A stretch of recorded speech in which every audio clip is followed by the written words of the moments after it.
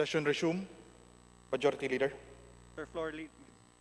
Mr. Speaker, I move that we proceed with the additional reference of business. And may I request the Secretary General to read the titles of the bills, resolutions, and communications.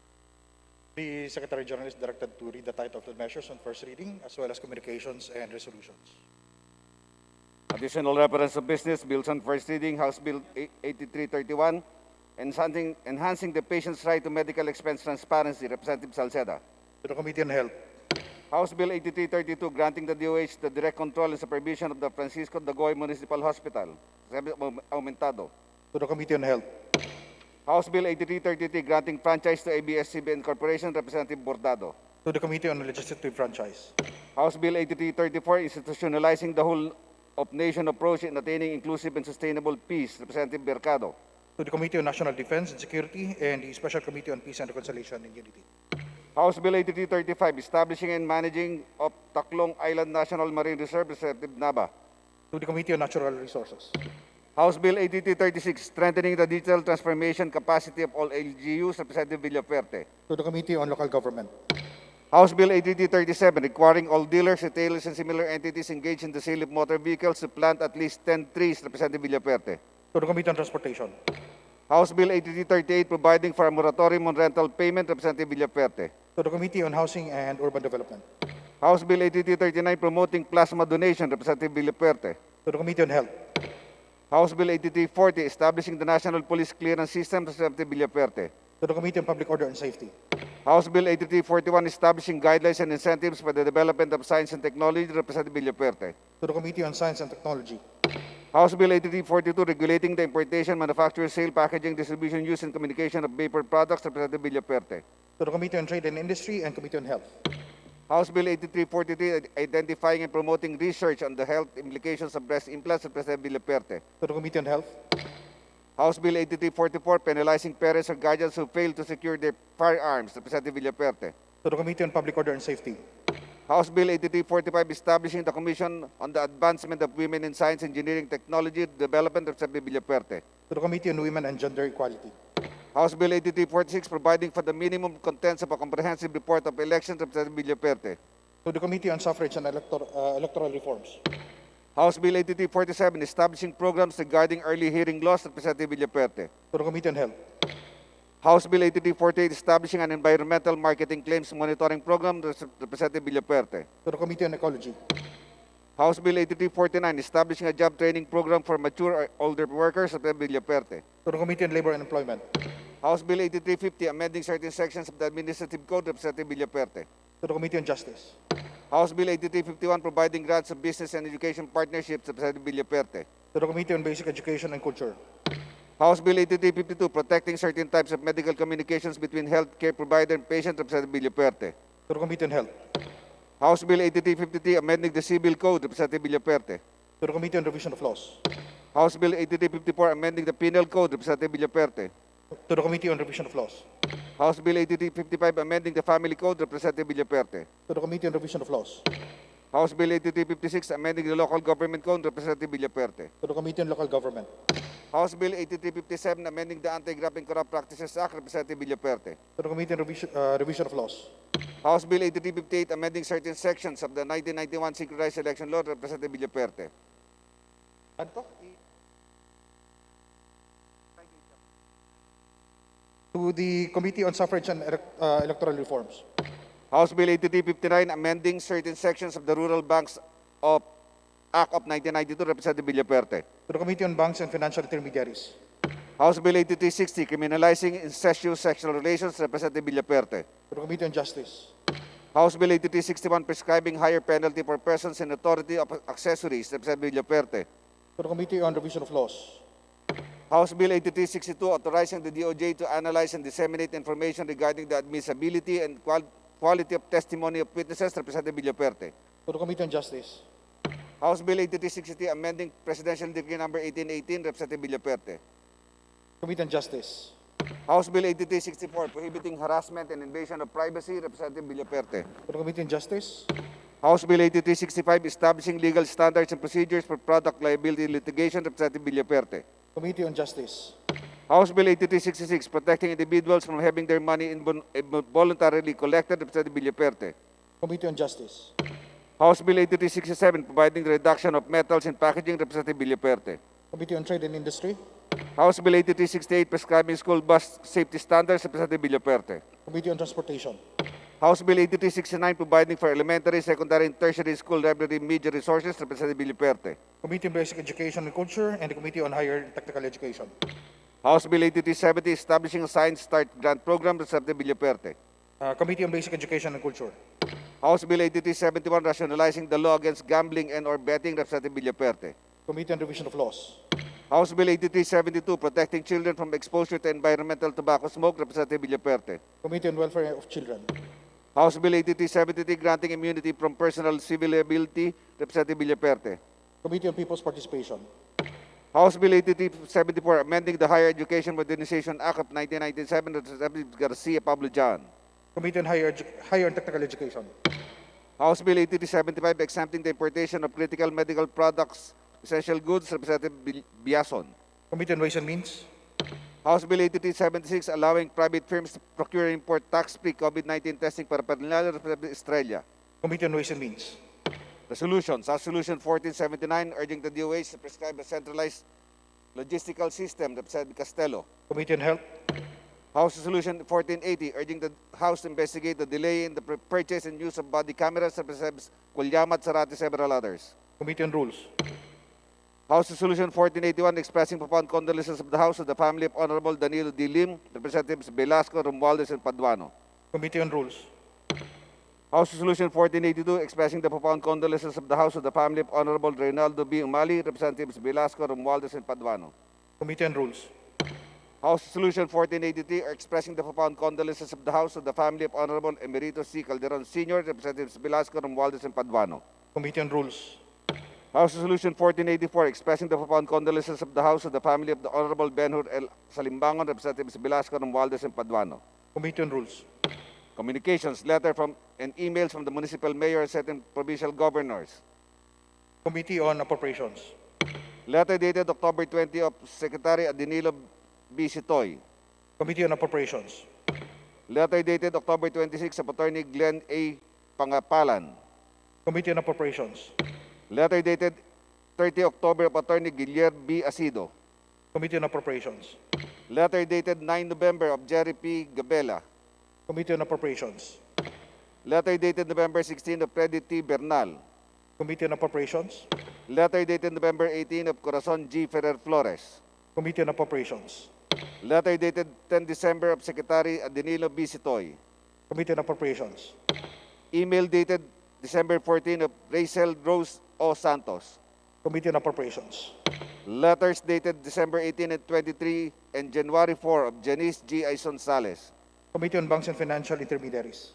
Letter dated 23 December 2020 of Salvador C. Medjaldea. Committee on Appropriations. Letter dated January 4 of Salvador C. Medjaldea. Committee on Appropriations. Committee reports, report number 708 on House Bill number 8380. Committee on Rules. Report number 709, House Bill number 8384. Committee on Rules. Report number 710 on House Bill number 8385. Committee on Rules. Session suspended.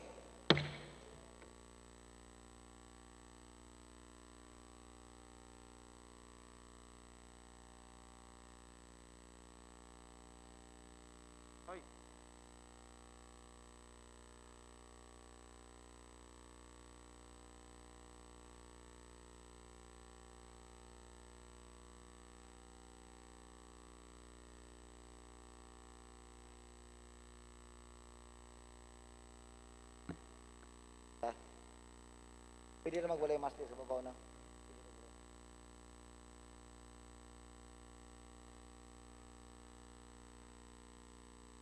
Asa na ta?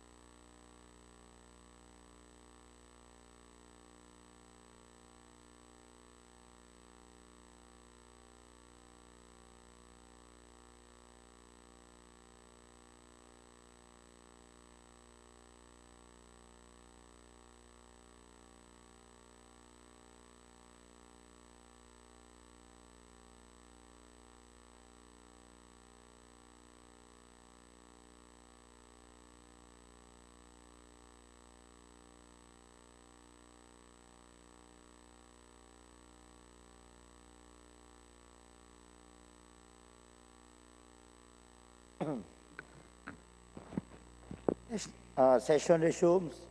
Majority Leader. Mr. Speaker, with leave of the House, I move that we open the privilege hour.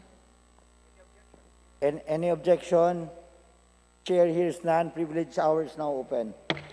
Mr. Speaker, I move that the gentleman from Party List Senior Citizen, the Honorable Rep. Rodolfo Ordonez, be recognized to avail the privilege hour. So move, Mr. Speaker.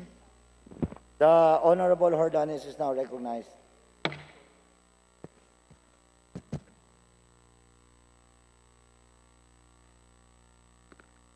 Gandang hapon po. To my dear colleagues in this venerable August Chamber, our esteemed Speaker, Lord Alan Velasco, at sa lahat po ng ating mga kababayang nanonood sa atin ngayon. Ako po si Congressman Ompong Ordanes, ang representante ng ating humigit kumulang 10 milyong senior citizens sa ilalim ng Senior Citizens Party List. Andito po ako ngayon upang humingi ng tulong at suporta sa aking mga kapwa kongresista at sa ating gobyerno para tuluyan maisakatuparan ang mga critical na programang kailangan naming mga senior citizens. Alam niyo po, kaming nakakatanda ay simple lamang ang pangarap. Pagkatapos naming magretiro, mababaw lang po ang aming kaligayahan. Karamihan no sa amin ay hindi naman humihiling ng magagarbong retirement, kundi ay nangangarap lamang na magkaroon ng sapat na pensyon para sa aming araw-araw na pangangailangan upang hindi na kami dumagdag sa iniisip ng aming mga mahal sa buhay. Kaya nga po, kami ay masugid na nagbayad ng maraming taon na kontribusyon sa SSS para lang maisakatuparan ang pangarap na ito. Kaso po, pag tinignan natin ang SSS data, ang average pension na tinatanggap ng ating mga higit kumulang 2.5 million senior citizens SSS pensioners ay 4,960 po lamang. Mahabang taon na pagkababayad para sa buwan ng pensyon na hindi man lang lumagpas sa 5,000 piso. Kaya po sumulat ako sa SSS para umapila na ibigay na sa ating mga pensioners ang second tranche increase sa pensyon na 1,000 na pinangako ng ating Pangulong Duterte noong 2017. Nakakapanlumo po ang sagot ng SS sa atin. Dahil sa halip na bigyan tayo ng pag-asa, ay lungkot ang isinagot. Hindi raw po nila may bibigay ang karagdagang 1,000 na pension increase dahil mababawasan ng 7 taon ang fund life ng SSS. Nakakadismaya po dahil sa kabila ng kahirapan na dinaranas ng ating mga SSS pensioners, ngayong panahon ng pandemya ay tinitipid pa rin nila. Lalo na marami naman pong ibang paraan para pahabain ang buhay ng SSS nang hindi pinapahirapan ang ating mga pensioners. Kaya ho, nananawagan ako ulit sa SSS na i-release na ang 1,000 pension increase at itigil na ang paghihirap na dinaranas ng ating 2.5 million na SSS pensioners. Naghain na rin ho tayo ng investigasyon in aid of legislation ukol sa SSS pension increase dito sa Kongreso. Pangalawa po, gusto ko rin ho sana umapila sa DSWD. Madami po akong tinatanggap na reklamo kung saan hindi malaman ng ating mga kapwa senior kung bakit natigil ang kanilang pensyon ng 2019. Yung iba naman po ay 2 taon na ang nakakaraan ay hindi pa rin naibibigay sa kanila ang kanilang pensyon. Sana po ay aksyonan din natin ito. Dapat magpaliwanag ang DSWD sa ating mga pensioners kung ano ang dahilan ng delay o pagtanggal ng kanilang pensyon. Maliit na halaga po ang 500 piso.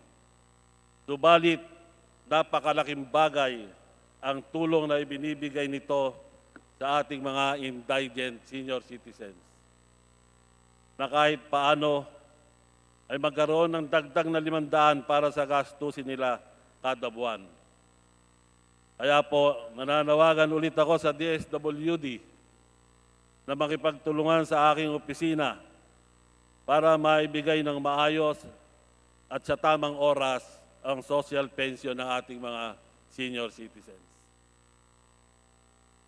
Pangatlo po, sa aking mga kasamahan sa mababang kapulungan, humihiling po ako ng tulong sa inyo na maipasa ang Universal Pension Bill sa lalong madaling panahon. Dahil sa pamamagitan ng batas na ito, magiging 1,000 na ang pensyon na tatanggapin ng lahat ng ating mga senior citizens. Malaking tulong po ito sa ating mga senior, lalo na at may pinagdaraanan tayong pandemya kung saan habang nagmamahalang bilihin ay hirap naman kaming mga senior citizen maghanap buhay sa aming pang-araw-araw na pangangailangan. Bukod po sa universal pension, sana po ay suportahan niyo rin na maisabatas ang ibang batas na ating pinapanakala. Katulad ng amended centenarian bill, kung saan ay bukod sa 100,000 na ibibigay natin sa ating mga centenarian, ay daragdagan pa ho natin ito ng 25,000 cash gift kada 5 taon pagsapit ng ating senior sa edad na 80 taon.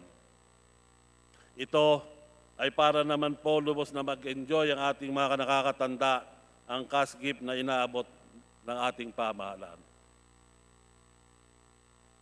Ipinanukala rin po natin ang pre-immunization for Senior Citizens Act of 2020, kung saan ay pinalawak natin ang mga libreng bakuna na pwedeng i-avail ng ating mga senior citizens mula sa diphtheria, shingles, measles, hanggang COVID-19.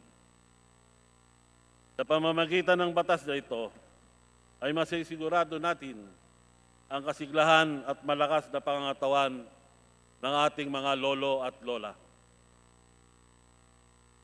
Ipinapanukala rin po natin ang Pre-Dialysis for Senior Citizens Act, kung saan ay palalawakin natin ang sakop ng pre-dialysis sa PhilHealth mula sa kasalukuyang 90 days papunta sa 144 days.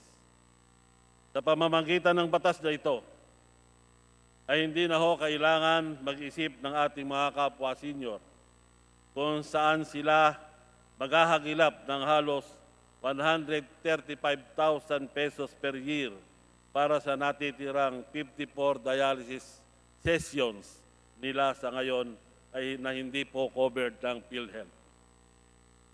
Gamit ang mga panukalang ito, masisigurado natin na habang buhay ay hindi na magiging mitsa ng buhay ng ating mga kapwa senior ang kakulangan ng pera at patuloy na natin masisiguro ang kanilang kalusugan at pagsagot sa kanilang pangangailangan.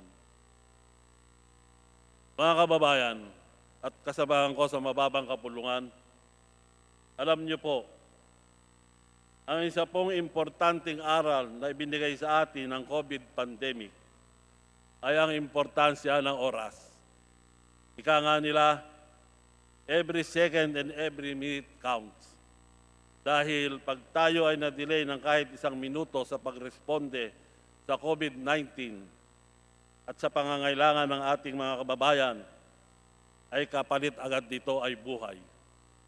Hindi po pwede yung manyana habit dito. Kaya po, on behalf of our almost 10 million senior citizens na patuloy na vulnerable sa COVID-19, sana po ay matulungan niyo kung maisakatuparan ang pinapanukala kong batas at resolusyon na Universal Pension, Amended Centenarian Act, SSS Pension Increase at Pre-Vaccination and Dialysis Bill. Gamit ang mga ito, tuluyan na nating maparanas ang maginhawang buhay na binandato ng ating konstitusyon sa ating mga lolo at lola. Nakikiusap po ako sa DOH, DSWD at SSS na aktuhan ang mga pangangailangan ng ating mga kababayan sa lalong madaling panahon, lalo na pagdating sa ating bakuna at pensyon. Huwag na ho nating antayin na magpantay ang paa ng kabayo bago natin ibigay dito ang damo. Let us act now para masigurado natin na wala sa ating mga kababayan ang maiiwan dahil sa pandemyang ito. Maraming salamat po ulit sa ating speaker, sa aking makakasamahan, sa mababang kapulungan, sa pagdinig at pagtugon ng pansin sa hinaing naming mga senior citizens. Sana po ay matulungan niyo po kaming maabot ang mga minimithi naming programa. Magandang hapon po muli at God bless po.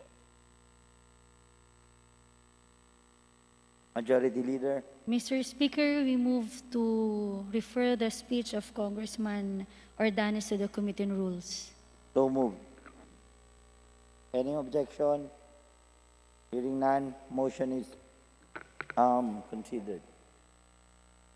Mr. Speaker, I move to recognize the Honorable Sarah Jane Ilago of Party List Kabataan to avail of the privilege hour. The Honorable Ilago is now recognized.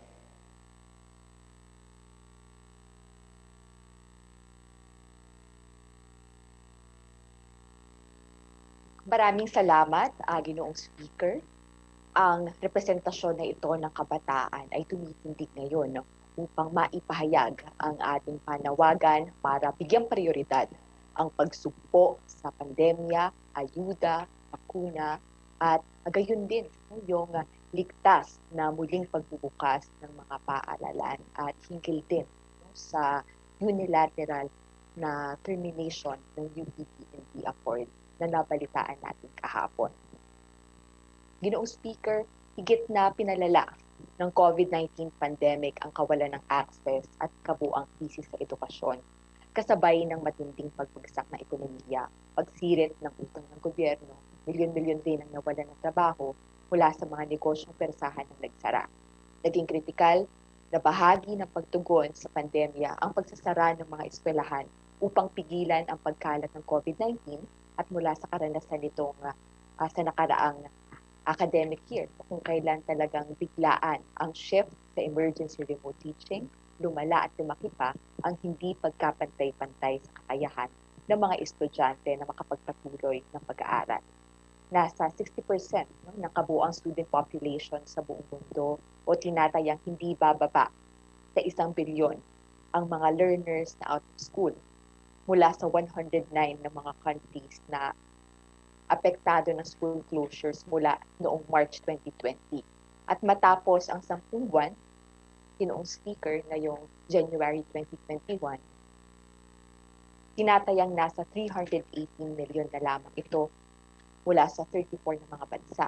Dahil marami na ang mga partially opened o fully opened na mga paaralan habang kanilang tinitiyak ang kaligtasan at kalusugan ng kanilang mga stakeholders.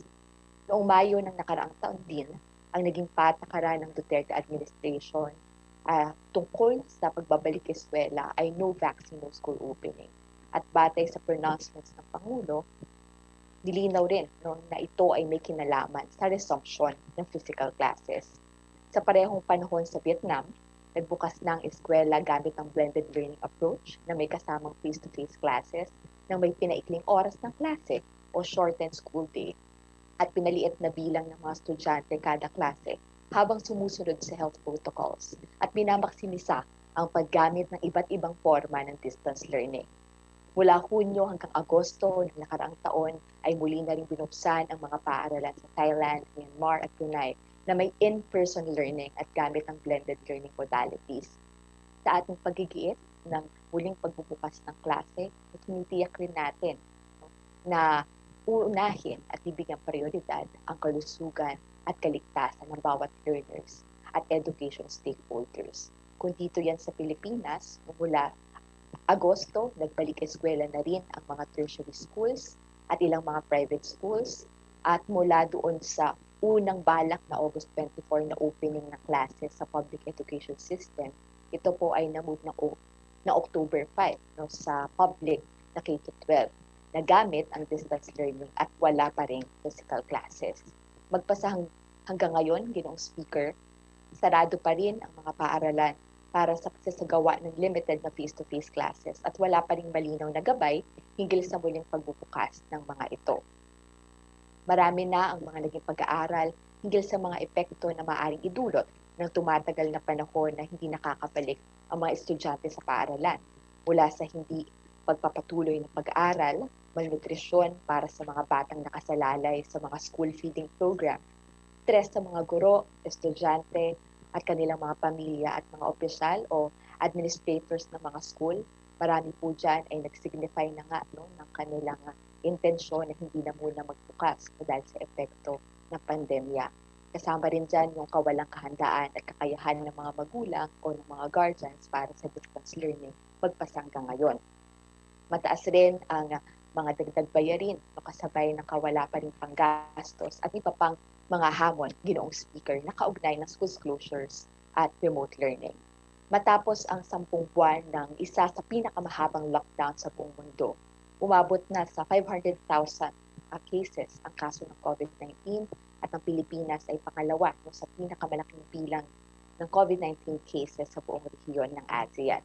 Sa tumitinding krisis na ito ng pangkalusugan, dulot ng pagtugon sa pandemya ng kasalukuyang administrasyon, apektado pa rin ang ekonomiya, estado ng karapatan at ang pangkabuang sistema ng edukasyon sa ating bansa. Sa ngayon, suspendido muna ang pagpasagawa ng dry run para sa face-to-face classes sang-ayon sa DOH dahil sa pagpasok ng bagong variant ng COVID-19 sa bansa at mananatili pa rin ang palisiya na walang bakuna, walang physical classes.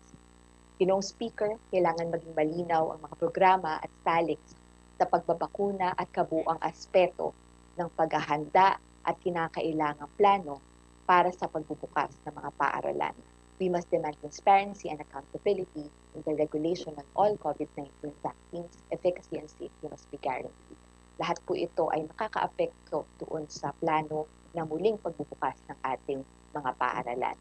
Ngunit dahil sa mga delays o issues hinggil sa bakuna na nais po natin ma-resolve, kinakailangan din na garantiyahan natin yung lahat ng kinakailangan na preparation at planning para garantiyahan ang safe na pagbabalik ng mga returning students, teachers at education stakeholders sa ating mga schools. At habang ginigiit yung transparency at accountability sa vaccination program, kailangan po na tuloy-tuloy pa rin at kikiisa ang mga estudyante at ang mga kabataan sa pagpapalakas ng sistemang kalusugan, ang patuloy na pagpapanawagan para sa tuloy-tuloy na suporta, lalong-lalo na sa mga nawalan ng trabaho at para po makapagbigay din ng subsidies dun sa mga apektadong micro, small at medium enterprises at sa lahat na apektado ang kanilang mga kabuhayan. Kailangan din natin palawakin ang naaabot ng mga tulong pampinansyal para sa mga estudyante, guro at kawani sa edukasyon. Tiyakin ang mga batayang serbisyong pangkalusugan para sa mga estudyante at para sa mga guro at lahat ng mga kawani sa schools. Kailangan din po na ipatupad yung mga minimum health standards sa mga paaralan at tiyakin ang pagkakaroon ng pondo para sa mga klinika na may sapat na kagamitan, supply ng gamot, health at sanitation personnel, dagdag na mga infrastruktura para sa mga silid-aralan, mga palikuran, kantina, at iba pang mga pasilidad na kinakailangan para sa in-person learning sa gitna ng pandemya. Sa pagpaplano at pagsasagawa ng mga ito, Ginoong Speaker, dapat tiyakin ang boses ng education stakeholders, ang representasyon ng mga estudyante, magulang, teaching at non-teaching personnel sa pagbubuo ng plano hinggil sa pagpapatuloy ng edukasyon at safe reopening ng mga schools ay kinakailangan. At kaugnay nito, lubos na nababahala ang representasyon na ito sa tumitinding mga banta sa mga batayang kalayaan at karapatang pantao sa mga eskwelahan sa pamamagitan ng red tagging, terror tagging at kaliwat ka ng disinformation hinggil sa mga vocal at aktibong nagpapahayag at nagsasalita tungkol sa kanilang mga kalagayan, sa kanilang mga hinaing sa ating lipunan, higit lalo na sa hanay ng mga estudyante at kabataan. Kahapon lamang nabalita ang makaisang panig na terminasyon ng Department of National Defense o DND sa University of the Philippines DND Accord na naglalayong protektahan ng mga UP campuses mula sa panghihimasok ng police at military. Ayon sa kasunduang ito, Mr. Speaker, hindi pinapayagan ang pagpasok ng pulis at militar sa mga UP campuses ng walang pahintulot at koordinasyon sa mga opisyal at administrasyon ng UP. Ito ay nalagdaan noong ika-30 ng Hunyo ng taong 1989 at naaprubahan sa susunod na buwan ng July 27 ng Board of Regents ng UP. Matapos po ito ng insidente na maging biktima ng abduction at torture sa kamay ng military agents si Donato Continente na noon ay kawani ng opisyal na pahayagang pang-campus ng UP Diliman na Philippine Collegian. May katulad po na kasunduan sa Polytechnic University of the Philippines na nilagdaan naman noong taong 1990. Nagmula ang parehong accord, ang UP-DND Accord at ang PUP-DND Accord mula sa nauna ng kasunduan noong taon naman 1982 na tinaguri ang League of Filipino Students at Department of National Defense Accord na kilala rin na Soto and Dili Accord mula sa mga signatories nito na noon ay mga pinuno ng LFS at ng DND. Ang mga kasunduan na ito, Ginoong Speaker, ay bunga ng paggigiit ng mga estudyante, kabataan at mga pamantasan laban sa mga abuso ng nasa kapangyarihan at pagtataguyod ng karapatan at ng kalayaang akademiko. Ang tanong po ng kabataan, bakit po ba ayaw sumunod ng DND sa kasunduan na magtitiyak lamang na walang abuso at walang paglabag sa batayang kalayaan sa pamamahayag at mapayapang asemblea at sa mga demokratikong karapatan? Bakit po tila takot ang DND na ngayon ay may suporta na rin po ng PNP sa isang kasunduan na nagtatakda ng patakaran para sa kanilang malinaw na accountability? Hindi po ito ang unang pagkakataon na ginagamit na tabing ang counterinsurgency operations para pilit na maghimasok sa loob ng mga pamantasan. Pilit ito na iniikutan at ngayon nga ibinabawi naman ang UP-DND Accord. Naninindigan ang representasyon na ito na sa ating pong pagtitiyak ng espasyo, dialogo, ng mga talakayan at lahat ng pagsisikap para sa kapayapaan at pagtutulungan, lalong-lalo na ngayon sa gitna ng napakatinding krisis na dulot ng pandemya, kinakailangan ang respeto sa karapatang pantao at ang pagtataguyod ng academic freedom sa ating mga campus. At gayon din sa ating lahat ng institutions of learning. Hindi po dapat matakot at walang dapat ikatakot ang DND at PNP sa kalayaang akademiko at demokratikong karapatan sa campus. Hindi hahayaan ng mga scholar ng bayan, mga kabataan at lahat ng ating kababayan na tumitindig para sa karapatan, sa academic freedom, na basta na lamang putulin ang UP-DND Accord at maglunsad ng witch hunt sa pamantasan. Ang mga eskwelahan ay zones of peace A zone of peace is defined in Republic Act number 11188 as not merely a demilitarized zone, but a sanctuary that operates within ethical principles of non-violence, free from weapons, acts of violence, injustice, and environmental degradation. Further, Mr. Speaker, it states that zones of peace custodians, members, participants, and visitors exemplify mutual respect for furthering peace and cooperation. Thus, Mr. Speaker, we strongly urge our fellow legislators to uphold the UPD and the Accord and defend academic freedom. Sa loob po ng kapulungan na ito ay mayroon din tayong mga panukalang resolusyon na nananawagan upang pirmahan na ng Pilipinas ang sinusulong ng DepEd na Safe Schools Declaration. Ito po ay sang-ayon hindi lamang sa ating domestic laws, kundi sa international agreements kung saan party ang Pilipinas para sa pagtataguyod ng karapatang pantao at ng demokrasya sa ating bansa. Speaker, matapos ang sunod-sunod na kalamidad sa gitna ng matinding krisis dulot ng health at human rights emergency na nararanasan natin, nananawagan ang kabataan na imbes na militarisasyon ng mga campus, unahin natin bigyang prioridad ang mga hakbang para sa dagliang ayuda, bakuna, trabaho, kabuhayan at ligtas na muling pagbubukas ng mga eskwela. Uphold UPD and the Accord, defend UP, defend academic freedom, no to campus militarization. Maraming salamat po. Majority Leader. Mr. Speaker, I move to recognize the Honorable Christopher Belmonte for his interpellation. The Honorable Belmonte is now recognized.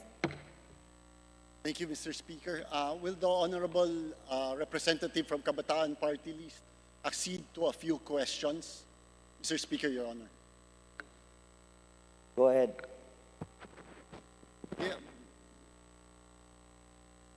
The Honorable Elago, if Your Honor, please. Yes, Mr. Speaker.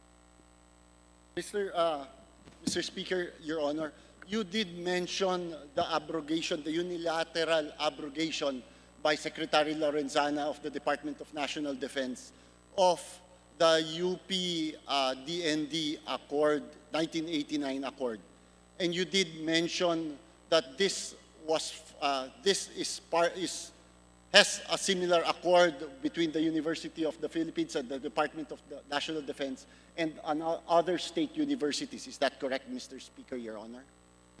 Yes, Mr. Speaker. There's also a similar accord in PUP. It was signed a year after the UP-DND accord was signed by UP and DND officials. And Mr. Speaker, Your Honor, this accord was signed by then UP President Jose Abueva and then Secretary of National Defense, who subsequently became the President of the Republic of the Philippines, President Fidel V. Ramos. Is that correct, Mr. Speaker, Your Honor? Yes, Mr. Speaker. And this was witnessed by then Faculty Regent, later UP President Francisco Nemenzo, the father of the present Chancellor of the Diliman campus, Mr. Speaker, Your Honor. Indeed, Mr. Speaker, that's correct. And this was also likewise witnessed by then the Chief of Staff of the AFP, Renato de Villa, General Renato de Villa, later Secretary of National Defense, and the Chief of the Philippine National Police, then PCINP, Ramon Montano. Is that correct, Mr. Speaker, Your Honor? Yes, Mr. Speaker. And this was also witnessed by then Student Regent Gonzalo Bongolan, who subsequently became president of the Head H Home Guarantee Corporation, if I'm not mistaken, Mr. Speaker, Your Honor. Is that correct? Yes, Mr. Speaker. Hindi lang po ako sigurado dun sa kasalukuyan na posisyon, but that was indeed one of the witnesses of the signing of the accord. The Honorable Kimbo, who's sitting beside me, who was a student during those days, Mr. Speaker, Your Honor, and fought for that accord, distinctly remembers, Mr. Speaker, Your Honor. So I will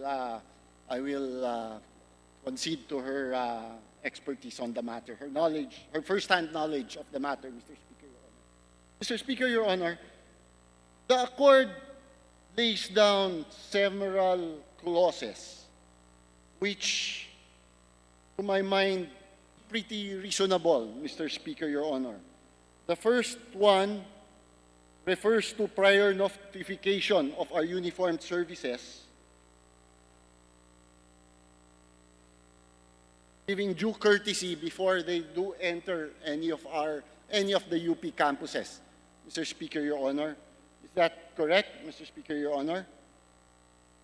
Yes, Mr. Speaker. Ayan po yung nakalagay dun sa mga provision ng accord. At batay rin po sa mga naging pahayag no, ng UP officials ay hindi naman naging hadlang itong UP-DND accord upang magsagawa no, ng law enforcement operations sa loob ng pamantasan.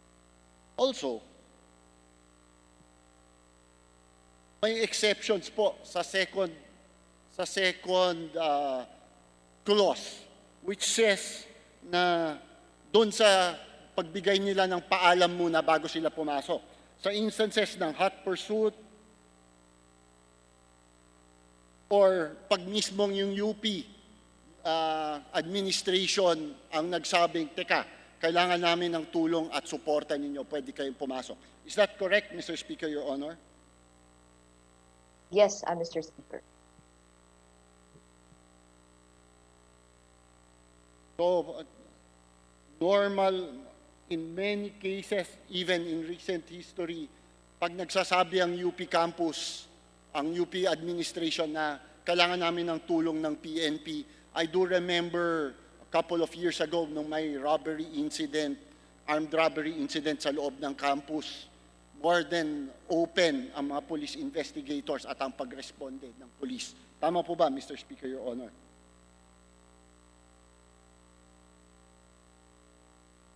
Mr. Speaker, hindi po ako pamilyar dun sa particular na insidente. No? Ngunit malinaw dun sa mga pahayag na nailabas na ng UP officials na maaari naman no ang kinakailangan ay ang prior notification, ang coordination sa UP officials kapag magsasagawa po ng law enforcement operation sa loob ng pamantasan. That is Kaya nga correct. po, sa bahagi po ng representasyon na ito, no, makailang ulit po tayo nanawagan no, ng review ng kung paano ito pinapatupad. No. Ano ba sa parte ng pamantasan at gayon din sa Department of National Defense, no, yung mga dapat pang paundarin upang maabot no, ang layunin nito na protektahan ang academic freedom at tiyakin na may safeguard no, laban sa abuse sa loob ng ating mga university. May point kayo doon, Mr. Speaker, Your Honor. Sa pagkaalam ko, Mr. Speaker, Your Honor, kahit sa anti-drug operations or pag-enforce ng warrant or sa pag-conduct ng even simple surveillance operations, standard operating procedure and courtesy ang binibigay ng mga uniformed services po natin sa pag-coordinate sa local officials. In fact, every anti-drug operation, anti-illegal gambling operation, and enforcement of criminality, anti-criminality operations, standard po ang pagbibigay ng coordination. Is that not correct, Mr. Speaker, Your Honor?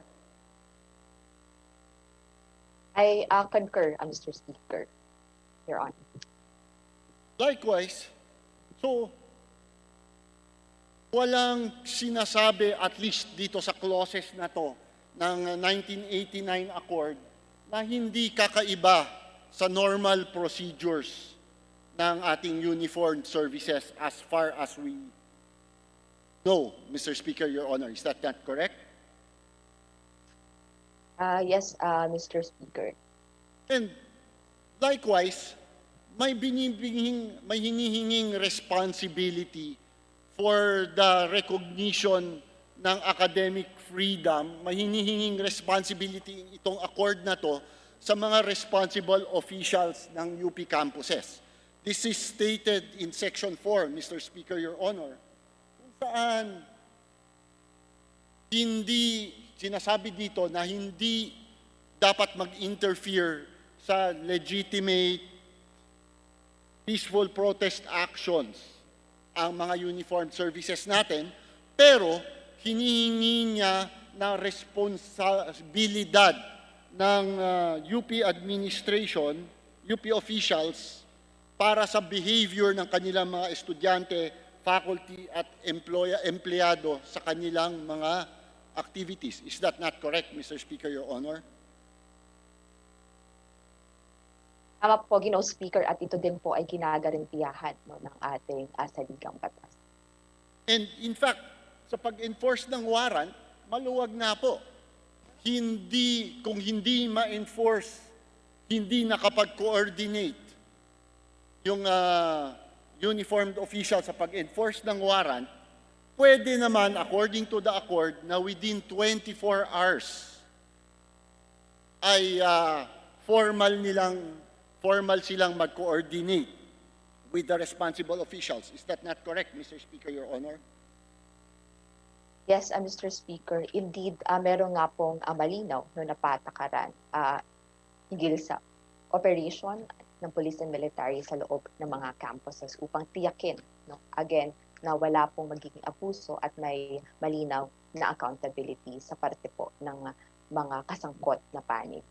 At hindi rin naman po reasonable yung Section 6 ng accord which says pag may nahuling UP empleyado, estudyante, or faculty member for one reason or another ay mag-coordinate o ma-inform ng uniformed services natin ang administration ng responsible UP campus.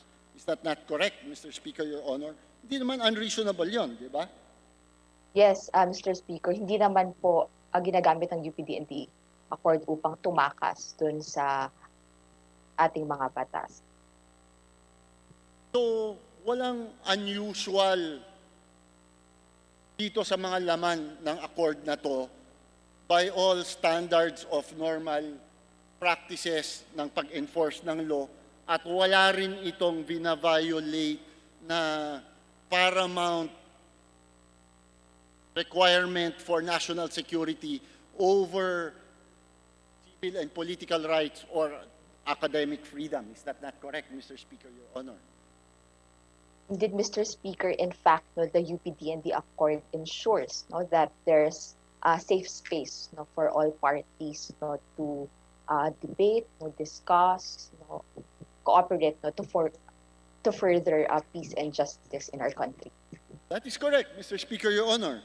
The last clause, if I'm not mistaken, or the second to the last clause, actually provides for a mechanism wherein there is a joint monitoring group composed of the UP Faculty Regent, the UP Student Regent, the Vice Chancellor or Vice President for Public Affairs or his representative, the Vice Chancellor for Student Affairs, the Undersecretary for National Defense, for Civil Relations or his representative, the PCINP, then PCINP Assistant Chief of Staff for Operations, the Deputy Regional Commander for Operations, etc., ay may provide na mechanism para mapag-usapan yung implementation ng accord na to.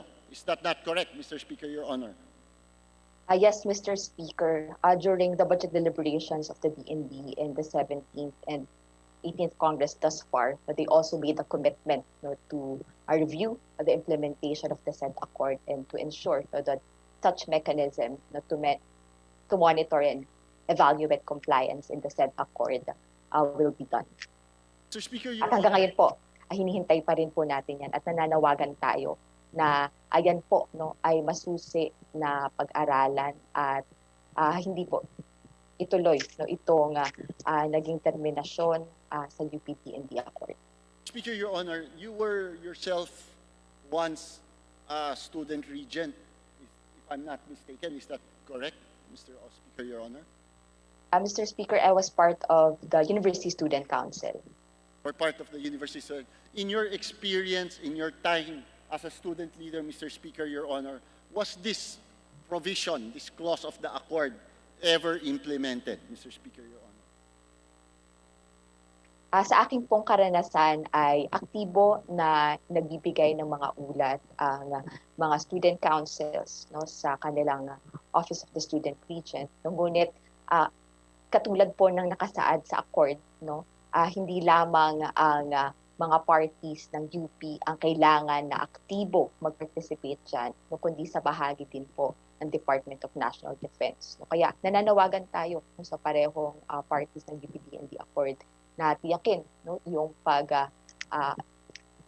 yung mismong implementasyon ng mga provision yan upang tiyakin na maaabot ang mga layunin kung bakit ito napirmahan. At ang kasunduan po na yan ay produkto no, ng assertion ng academic freedom sa loob ng mga pamantasan.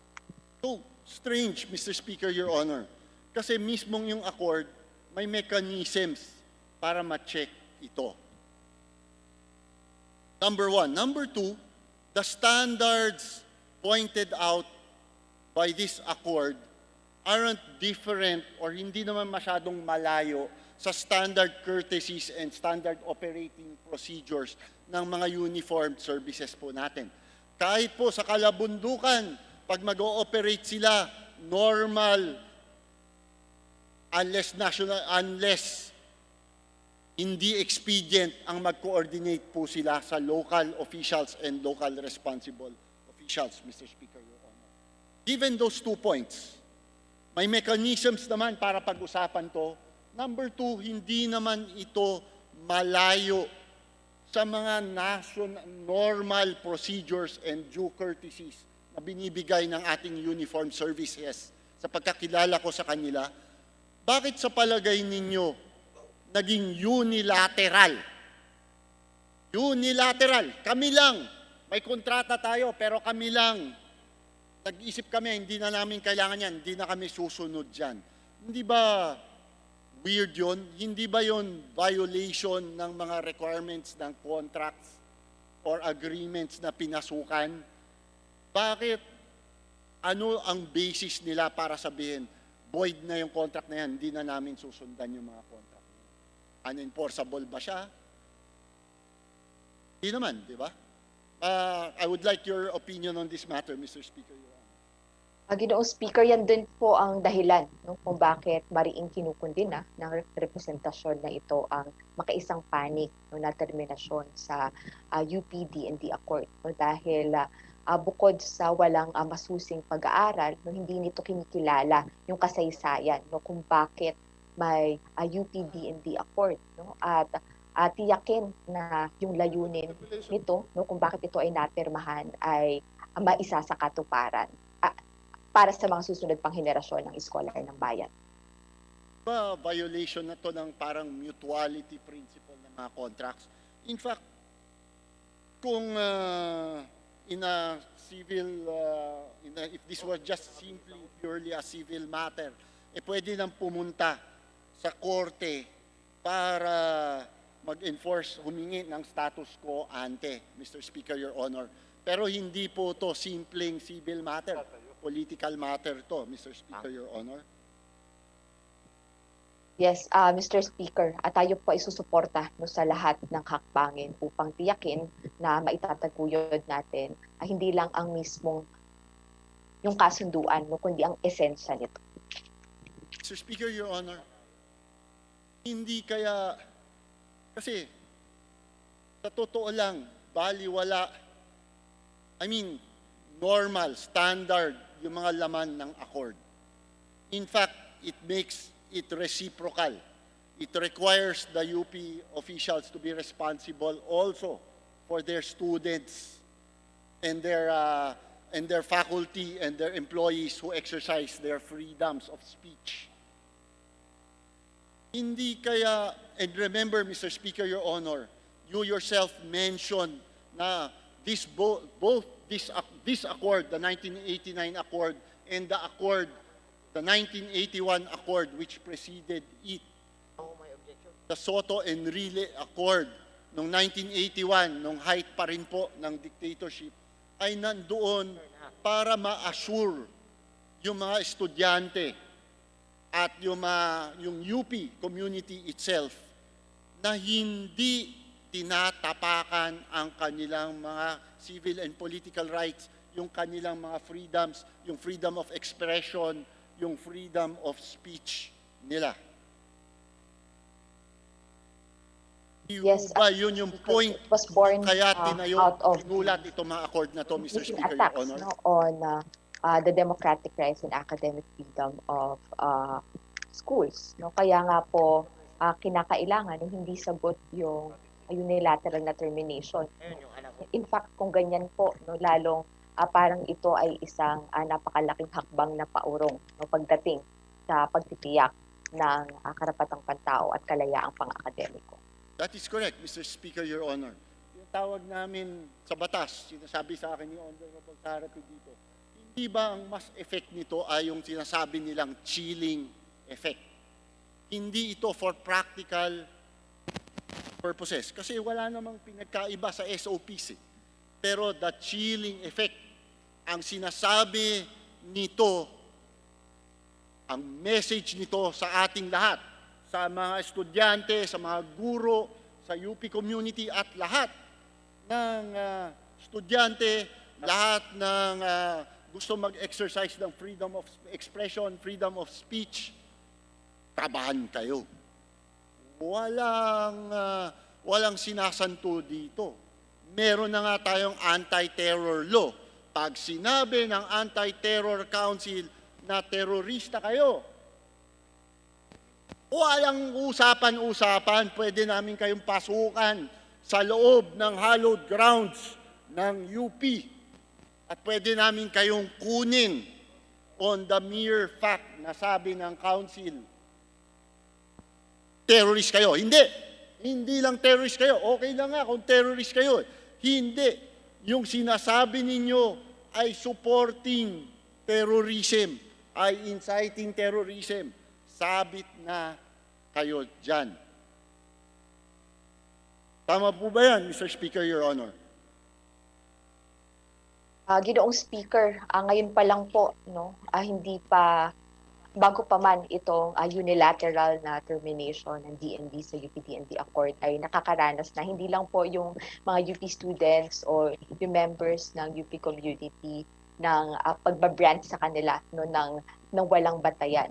No, paano pa kaya no, pag natanggal itong accord na ito at napakalaki talaga ng impact dun sa kapasidad, sa kakayahan, doon sa kagustuhan rin ng mga kabataan at scholar na bayan na pag-aralan yung iba't ibang issue sa ating lipunan. Lalong-lalo na po ngayon no, na wala ding in-person na learning, walang face-to-face classes, lalong mas challenging yung mga discussions, seminars at mga webinars. No, ngunit hindi po yan naging hadlang upang gumawa ng paraan no, yung mga kabataan na maglunsad pa rin no, ng iba't ibang mga diskusyon upang ma-inform sila tungkol sa iba't ibang sinasagawa ng pamahalaan at kung paano sila mismo bilang mamamayang Pilipino ay aktibo na magparating no, ng kanilang mga saloobin, ng kanilang mga hinaing, ng kanilang kalagayan upang dito sa loob ng House of Representatives tayo po ay magpasa no, ng mga hakbang, ng mga batas, magkaroon tayo ng mga aksyon na tunay na tutugon doon sa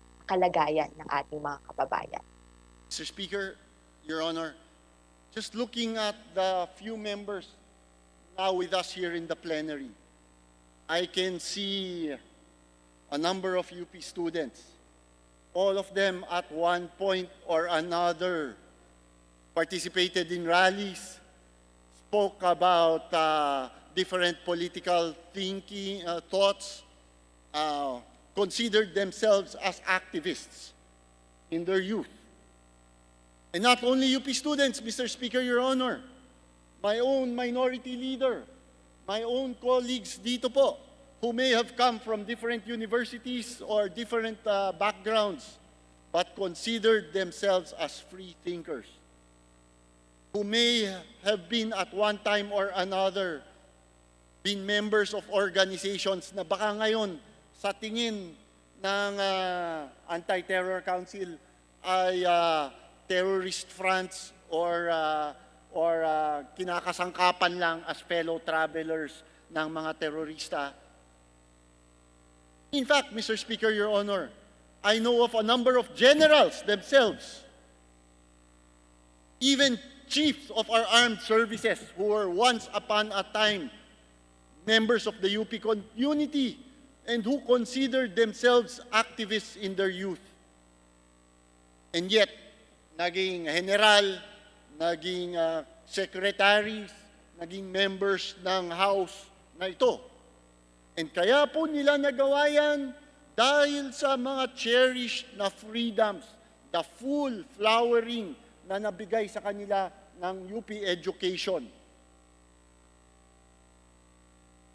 Ang tanong ko po, Mr. Speaker, Your Honor, hindi kaya parang imbis ng makuha ng esteemed Department of National Defense Secretary yung kanyang objective na mapukaw ang mga terorista, hindi kaya lalo pa niyang palakihin ang resistance, hindi kaya lalo pang magalit ang mga tao, ang mga estudyante, ang entire UP community at ang mga alumni ng UP at ng lahat ng universities natin dahil sa parang unreasonable, unwarranted na unilateral termination na ito. Mr. Speaker, Your Honor. Mr. Speaker, yan po yung nakita natin dun sa mga naging pahayag ng napakaraming ang mga alumni, mga student organizations at iba't ibang networks na nakikipagtulungan sa UP community para sa pananaliksik, sa pagpapaunlad ng kaalaman bilang reaksyon dito sa unilateral termination ng PNP sa UP-PNP Accord na sila po ay kumbaga nakalampag na kinakailangan na magsalita hindi lang tungkol sa kanilang karanasan noon kundi hinamon din yung mga scholar ng bayan ngayon na huwag payagan na bawiin itong UP-PNP Accord at huwag hayaan na magkaroon ng mga banta sa academic freedom, hindi lang sa UP, kundi sa lahat ng ating institutions of learning. So pumunta tayo doon, Mr. Speaker, Your Honor. Hindi ko alam kung may magawa pa tayo about the unilateral termination. Ang alam ko, si UP President Danilo Concepcion ay humihingi ng dialogue para pag-usapan po yan.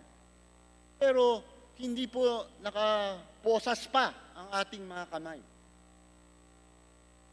Maaring yung mga UP graduates dito, not just the elected representatives, but pati yung mga members ng personnel natin at yung mga staff natin, and all others who have the similar opinions and sentiments, pwede naman natin by law baguhin yung UP Charter, di ba? Para enshrined na yan, mga provisions na yan sa charter ng UP.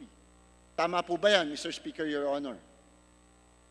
Ginoong Speaker, kung meron po akong natutunan sa UP, ito ay ang tao mismo, ang kabataan, ang mga scholar ng bayan, ang education stakeholders natin, ang UP community, ang sambayan ng Pilipino, ay mayroong magagawa upang isulat at impluwensyahan, hubugin yung ating kinabukasan. Kaya po ang lahat ng mga hakbang na pinopropose ng ating interpellator at distinguished representative ay bukas upang mapag-aralan pa ng representasyon na ito at ipakita ang aming buong pakikiisa. Mr. Speaker, Your Honor, bakit natin ililimit sa UP? As correctly pointed out by the minority floor leader, although mataas ang ego naming mga UP graduate, hindi naman dapat kami special.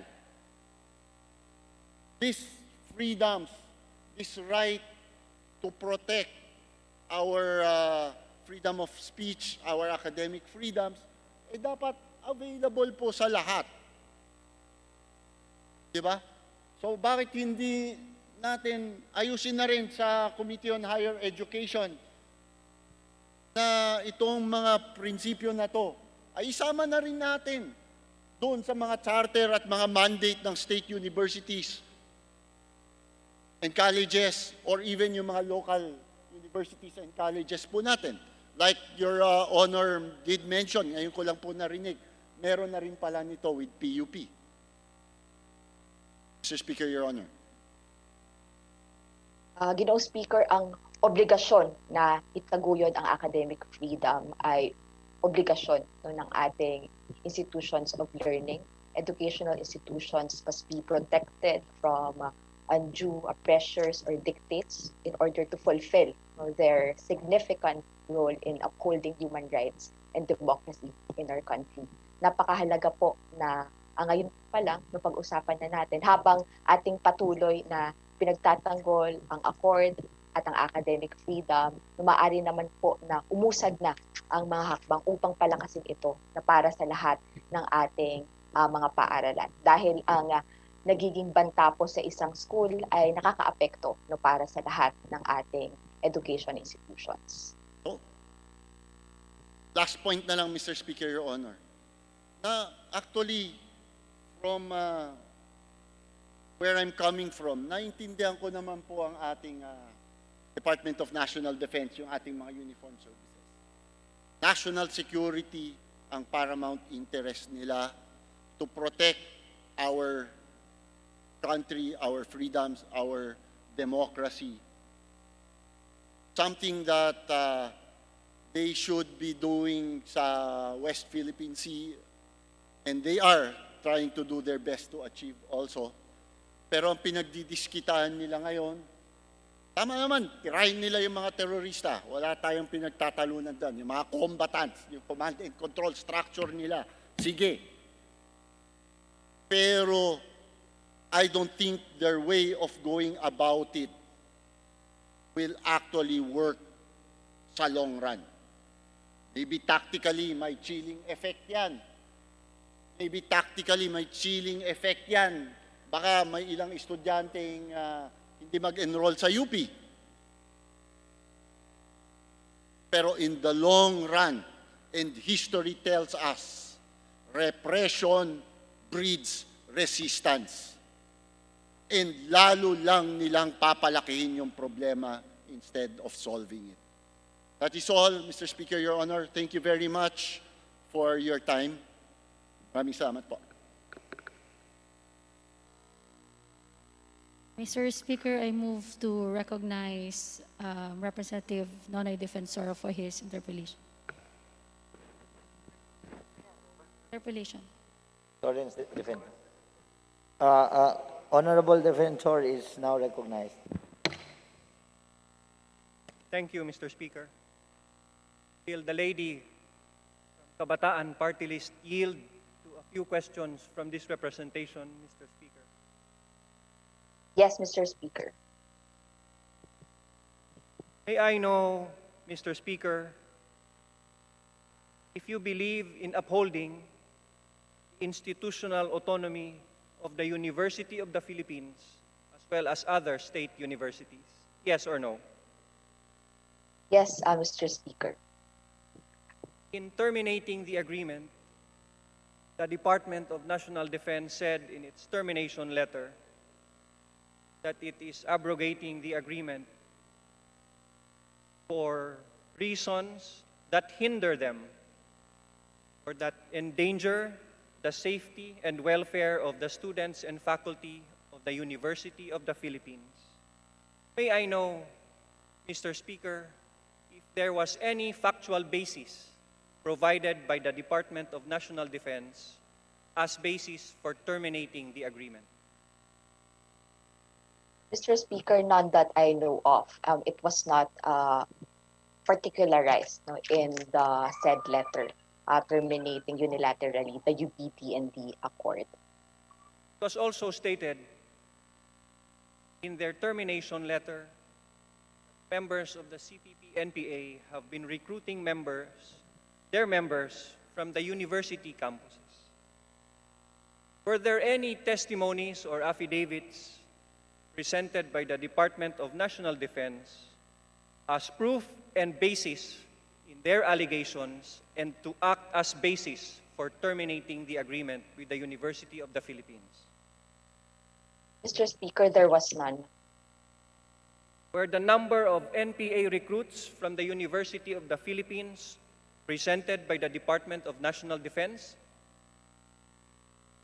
No number was specified, Mr. Speaker. Were there complaints from actual faculty members and actual students whom they allege the safety and welfare have been compromised because of the hindrance presented by the agreement insofar as access of the armed forces and the police to the campus of the University of the Philippines? Yes or no? No, Mr. Speaker, no such complaints were presented with the letter. In fact, Mr. Speaker, will you agree with me that during this COVID time, since March 2019, there has been very minimal, if not zero, activity in the university campus of the University of the Philippines? Yes or no? Based on my observation, Mr. Speaker, wala nga po masyadong activities, no? But bilang kinatawan din po ng kabataan, nakita ko po in particular ang University of the Philippines Diliman, nagkaroon po dyan ng mga mapayapang demonstrasyon, mapayapang gathering tungkol po sa issue ng Anti-Terror Act, tungkol po sa response ng Duterte administration tungkol sa pandemya. Ngunit pagdating po sa klase, distance learning, no, blended learning modalities po ang isinasagawa sa lahat ng mga campuses ng UP. Meron ngang pagtitipon, meron ngang nagsasalita sa campus. But will you agree with me na lahat ng iyon is just an exercise of their freedom of speech and their freedom of expression as citizens of the Republic of the Philippines and as provided for in the Bill of Rights? Naniniwala ba kayo na nabawi natin ang ating demokrasya dahil sa tulong ng mga estudyanteng yan, dahil sa tulong ng mga naging estudyante dyan at mga leader na natin ngayon who were brave enough to exercise their freedom of speech, their freedom of assembly, to recover our democracy in 1986. Tama po ba yan, Mr. Speaker? Yes, Mr. Speaker, dissent is an essential part of democracy. Without it, no, that's dictatorship na po. No? At napakahalaga po, sa bahagi ko po no, bilang isang youth legislator, sa amin din pong ranks ng mga kabataan at estudyante na nagdedebate tungkol sa mga issues, napapagyaman pa nga no, ng nagiging suliranin, ng dissent at ng protest, yung nagiging aksyon no, ng ating mga lingkod bayan kung paano po susolusyonan yung mga kinakaharap natin ngayon sa ating lipunan. In terminating the agreement, Mr. Speaker, may alam ka bang reklamo galing sa Department of National Defense na meron silang request sa University of the Philippines para pumasok ngunit tinanggihan sila ng presidente o kagawaran ng University of the Philippines? Meron ba o wala? There were none, Mr. Speaker, Your Honor. So, is it correct to assume, Mr. Speaker, that it is not terminating the agreement? It is not the respect of academic freedom and the respect for the institutional autonomy of the University of the Philippines. That's the problem. But it could be solved by the proper intelligence from the armed forces of the Philippines as well as the Philippine National Police that could solve the problem, if any, exists in the University of the Philippines insofar as safety and welfare of the students are concerned. Do you agree with me? Yes or no? Yes, Mr. Speaker, that is the very essence of the UP-DND Accord, promotion of academic freedom and mutual respect between UP and DND and the furtherance of peace and cooperation.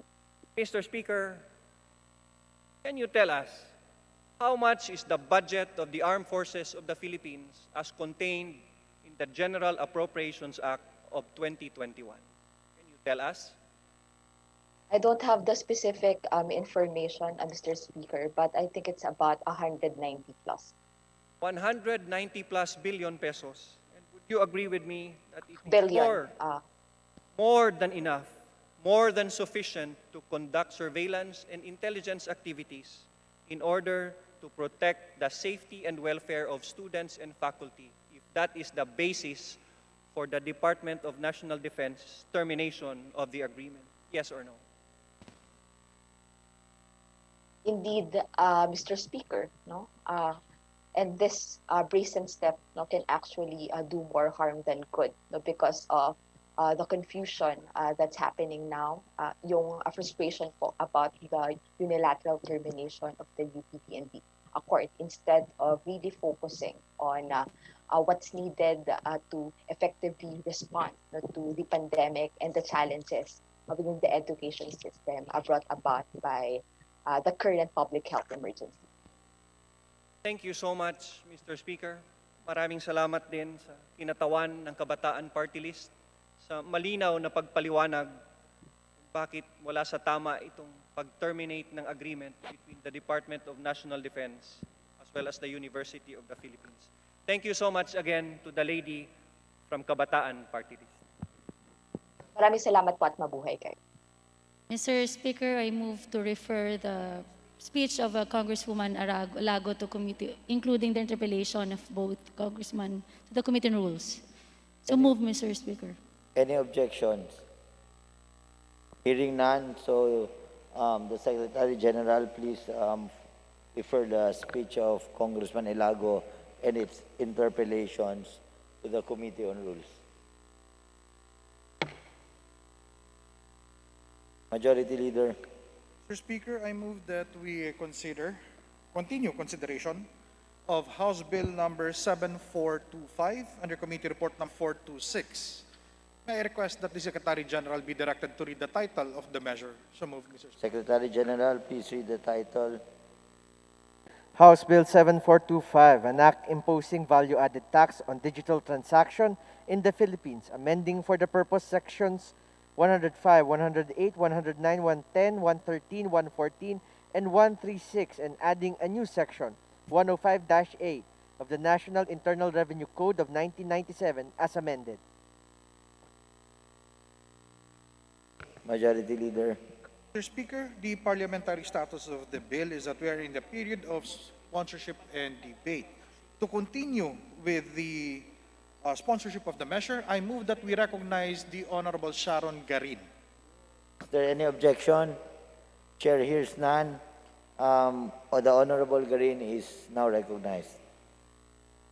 To continue, Mr. Speaker, the next interpellator, I move that we recognize the Honorable Stella Kimbo for her interpellation. So move, Mr. Speaker. There's no objection. The Honorable Kimbo is now recognized. Speaker, I'd like to beg the indulgence of my bosses in the Committee on Ways and Means. I know that they are working tirelessly to raise revenues for the government so that economic stimulus packages can be financed. But I'd like to seek clarification on some provisions of the digital tax bill. And so, Mr. Speaker, would our good sponsor yield to some clarificatory questions?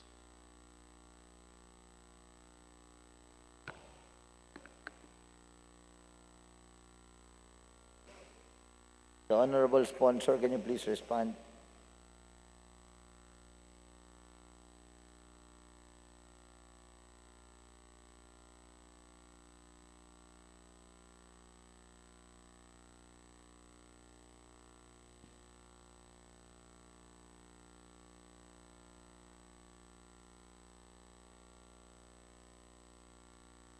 Yeah.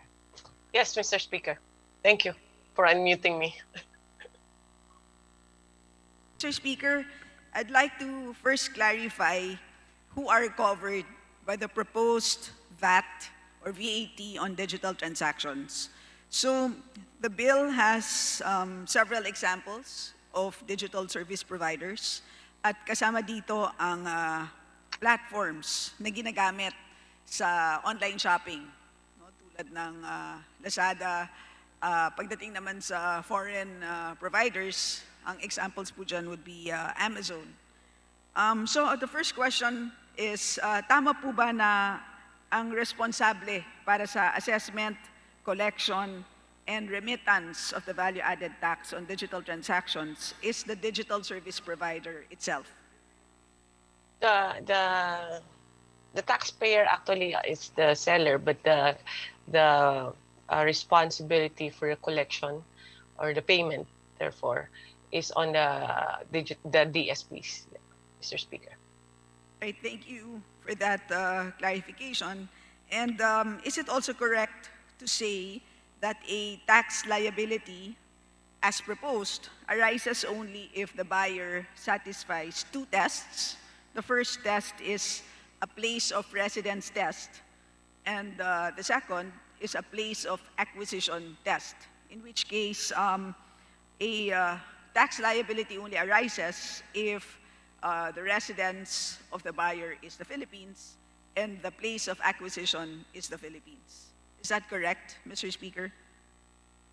When the place of the acquisition is the Philippines, meaning the buyer has to be in the Philippines. Yes. The destination has to be in the Philippines. Does not have to.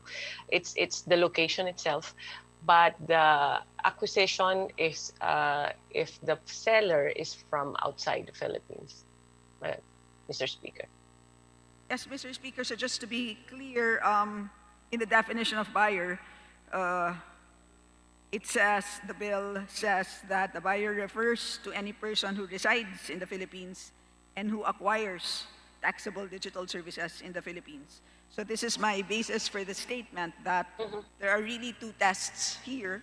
There's a place of residence test and a place of acquisition test. And so, Mr. Speaker, I'd also like to seek clarification or confirmation that the proposed VAT covers both B2B or business-to-business transactions, meaning this is the situation when the buyer is a business entity, and the other would be B2C, in which case meaning business to consumer. So this would refer to the traditional sales where the buyer is the final consumer of the service. Is this correct, Mr. Speaker? All right, so having said that, I'd like to go over certain examples para rin po, Mr. Speaker, maliwanagan ang ating mga kababayan kung ano bang klaseng transaksyon ang sakop po nitong bagong buwis.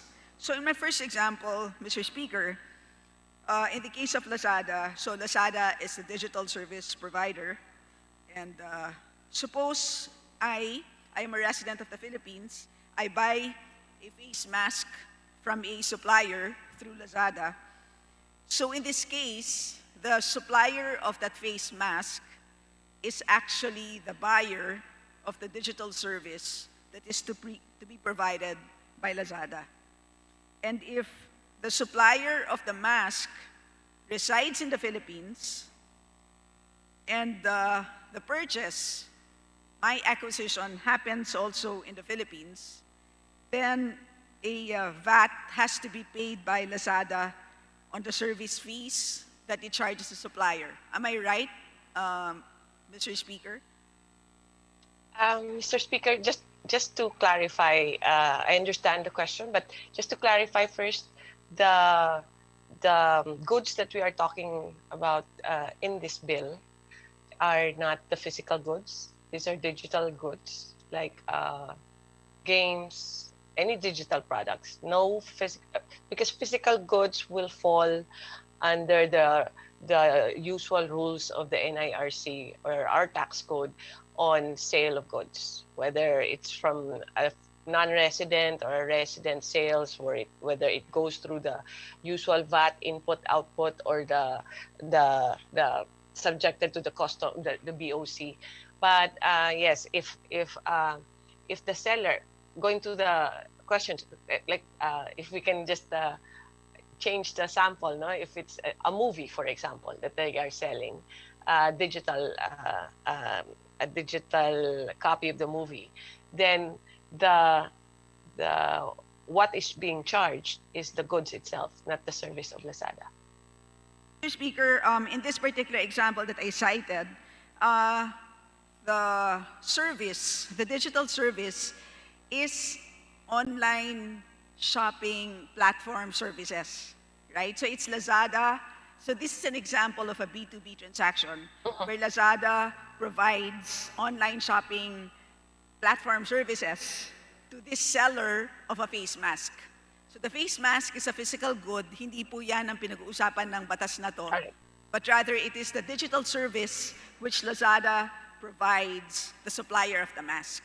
So in this case, if the mask is 100 pesos and the service fee is say 10% and the VAT is 12%, then Lazada needs to remit 1 peso and 20 centavos to BIR for this transaction. So tama po ba yung computation natin ng VAT on this digital service provided by Lazada to the supplier of the mask? The what is subjected is the digital products. If it's a digital service, I think we basically most as far as we have during the meetings, we have found out that most of these digital platforms actually do not charge any fees, because they actually charge fees on the membership rather than on a per sale basis. But it depends on the residence, and basically it depends on the residence of the seller eventually, Mr. Speaker. Kasi we have to distinguish, ang charge kasi, Mr. Speaker, is the digital product itself. But if they charge it in a if Lazada, for example, if it's Lazada it depends if it's Lazada Philippines or Lazada outside the Philippines, then we can consider the fees, should it be based on a certain percentage, then it can be a digital service by Lazada outside the Philippines, Mr. Speaker. Right, so whether it's a service fee or a membership fee, still Yes. a VAT has to be applied on that. And the reason for why I raise this example, Mr. Speaker, is that I'd like to confirm with the sponsor that this VAT that I had just described is actually not what is covered by the proposal or by the bill. Kasi po, ito pong situation na dinescribe ko is already covered by the current VAT law. Tama po ba yun? Yes, yes, Mr. Speaker. So, ano po ang layunin nitong ating panukalang batas? So what we're saying is we now need to impose new taxes on the foreign digital service provider.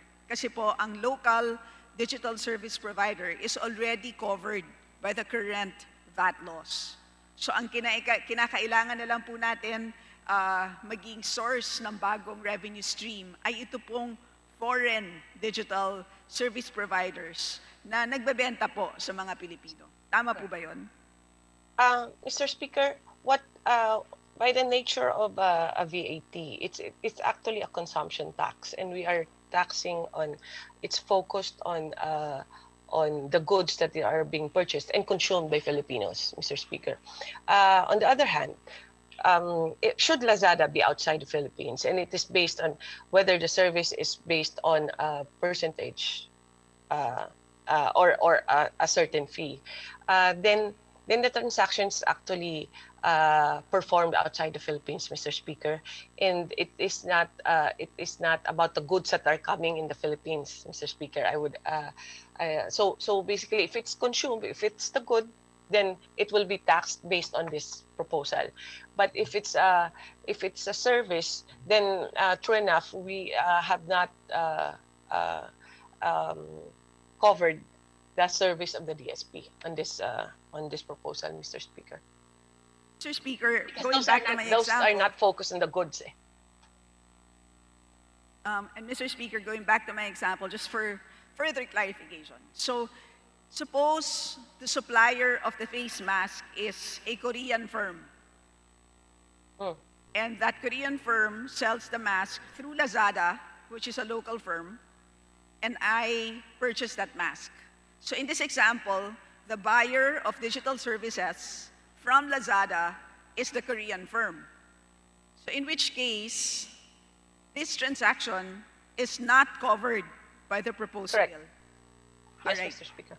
Okay. Now, let me move to a third example. Suppose that instead of Lazada, the digital service provider is Amazon. So, will that change the coverage?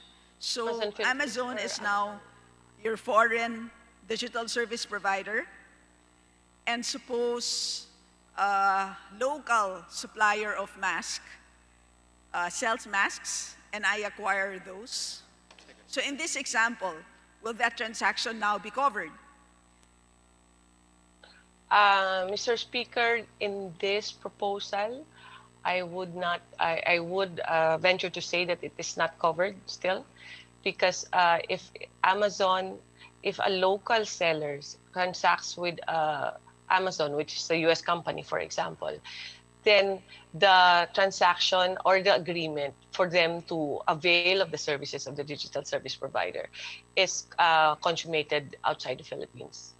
But in this example, Mr. Speaker, doesn't the local supplier of masks, which is selling through Amazon, satisfy those two tests of residence and acquisition?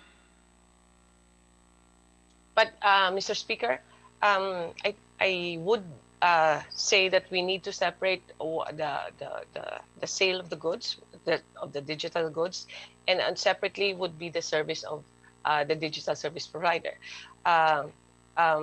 Since the seller is within the Philippines, then it will be subject to the local laws. But if the digital service provider, which is registered outside the Philippines and performing its agreement with the local seller outside the Philippines, then the transaction will likely not be subjected to VAT or outside our coverage, Mr. Speaker. But again, in this example, the seller is based in the Philippines, in which case it acquires services from Amazon through a local IP address, in which case that's going to be the nexus to the Philippine economy. So, which I thought was precisely the purpose of this bill. Currently, Mr. Speaker, ang ating current VAT laws already cover local digital service providers. So ang tanong is, paano natin masasakop naman ang foreign digital service providers? So kaya ako binigay ang example na yon, merong foreign digital service provider, pero local naman po ang supplier na siya pong bumibili ng services from a foreign digital service provider. So in that example, it's a B2B transaction. I thought, based on the provisions of the bill, na ang dalawang tests, which is a test of residence and a test of acquisition, are both satisfied, in which case, covered po sila nitong proposed VAT. Tama po ba yun? Well, if it is a local seller, a foreign digital service provider, and a foreign buyer, there's the end consumer, then what will be subjected to the VAT, Philippine VAT, is the fact of selling it to selling it to a foreign national. The digital service provider is a mere platform. So since the platform is merely performing services outside the Philippines, I would venture that it would, and the buyer is not from the Philippines, then it would not be subjected to the Philippine VAT, Mr. Speaker. Kasi VAT is actually consumption, it's where you consume. And when for the digital service provider is just a bridge. So ang consumption is actually outside the Philippines in this case, Mr. Speaker. If that's the example, seller Philippines, digital service provider outside, and the buyer outside, then only the seller would be subjected, Mr. Speaker. So under what situation would the transaction be covered by this proposal? Are you saying that in this example, the supplier of the mask has to be local, and at the same time, the buyer of the mask has to be local? Ang intindi ko po kasi, Mr. Speaker, so long as the supplier, because this is a B2B transaction, so long as the supplier of the mask, who is based in the Philippines and uses a local IP address, even if it purchases a service from a foreign entity, the fact that the buyer, in this case is the supplier of the mask, resides in the Philippines and acquires the service using a local IP address, therefore should be covered by the proposed VAT, Mr. Speaker. Mr. Speaker, ulit So the buyer is from the Philippines, is that correct? Mr. Yes, Speaker? because remember, it's a B2B transaction. So you have Amazon is a foreign entity and it's the digital service provider. And a local supplier of masks purchases or wants to sell masks through Amazon, in which case that local entity uses a local IP address to acquire services from a foreign entity, Amazon. In which case, our local buyer satisfies All right. residence as well as acquisition. So, tama po ba na sakop ito, ang transaction ito, nitong bagong batas? And this is precisely what your proposal seeks to do. If the buyer is the seller is local and then the service provider is foreigner, non-resident, and then the seller is local, is that correct? Yes, yes, in a B2B transaction. And it's a digital good or product.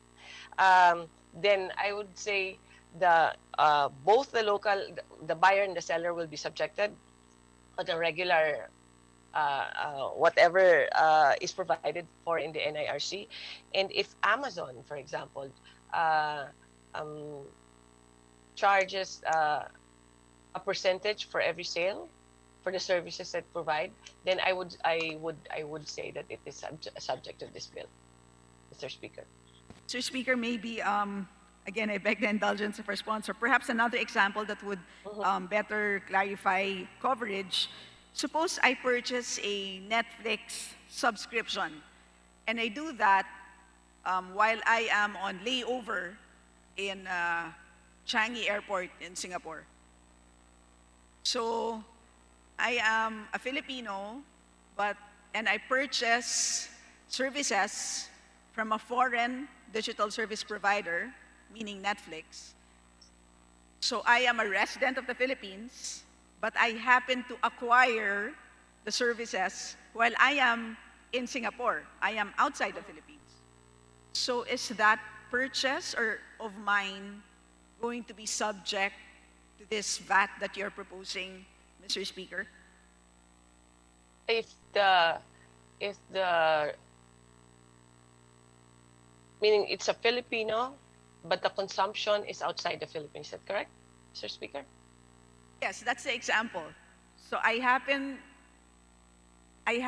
to use a Philippine credit card while I am in Singapore. So I acquire the service as a Filipino based on my credit card information, and I am also a resident of the Philippines, so will my transaction, even if it happened physically outside the country, will it be covered by this new VAT? Mr. Speaker, the transaction will be covered. The intent of the bill is to cover such transaction, Mr. Speaker. So in which case, Mr. Speaker, the definition of acquisition is broader than the pedestrian meaning of acquisition. When it comes to Filipinos, Mr. Speaker. All right, so perhaps, Mr. Speaker, if we look at a more complicated product, then all of these situations can be further clarified. And the product that I want to talk about is advertising. Mas mahirap, mas complicated pag-isipan ang advertising as a digital service. Ang dahilan po niyan is because when you acquire ad services, that can again have two meanings. One is paying for ad services, and the other is consuming ad services, meaning watching an ad. So in this case, so let me give you an example. So suppose a foreign company, no, like Nike US, pays YouTube, so YouTube is a foreign firm, for ads to be shown to Filipino viewers. Is this going to be subject to the new VAT? So you have YouTube, that's a foreign entity, and ad services are sold to Nike US for ad services to be shown to Filipino televiewers or viewers. Is that going to be covered? Mr. Speaker, as long as the intent is for Filipino consumption, I would say that that is the ideal intent of the bill.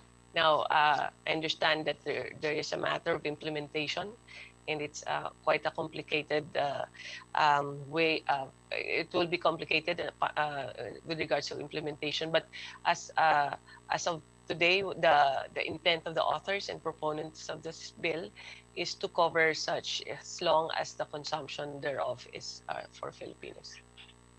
All right, so Mr. Speaker, again, I go back to the provision that I read earlier, which is a definition of buyer.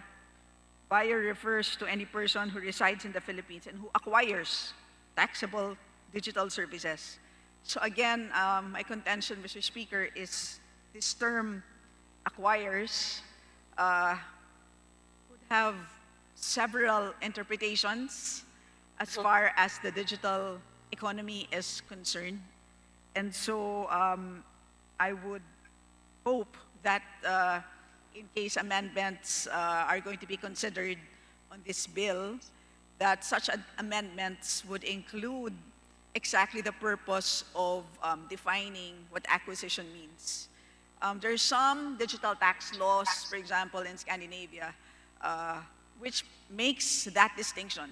And they particularly mention advertising services and say that by acquisition of digital ads, they mean viewing ads, which is different from paying for the ads.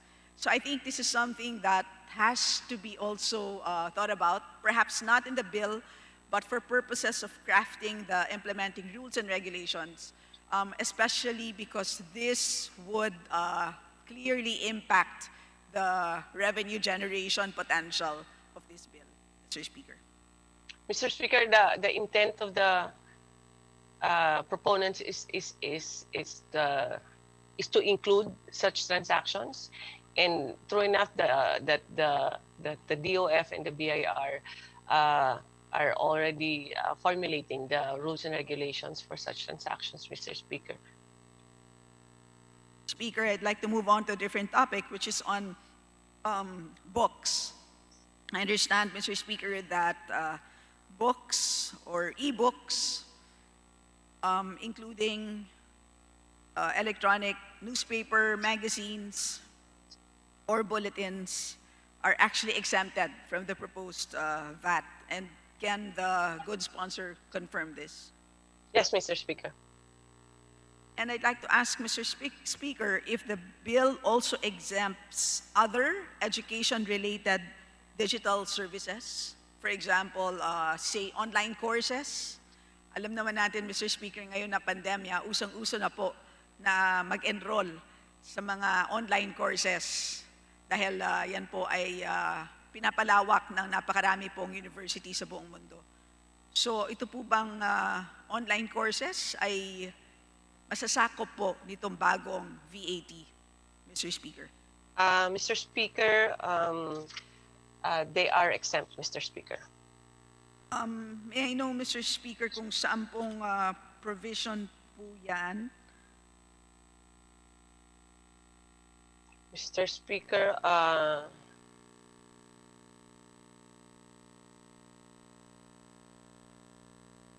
that is currently how the current law is being interpreted, Mr. Speaker, despite the fact that it does not involve the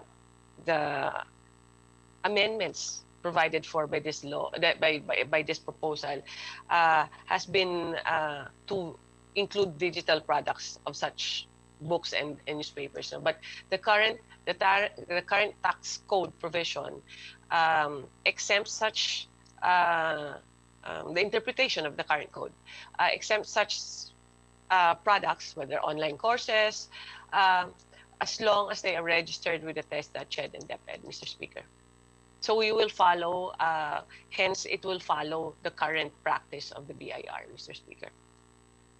In other words, Mr. Speaker, dito po sa Section 4 ng Panukalang Batas, which proposes amendments to Section 109 of the NIRC, which is on exempt transactions.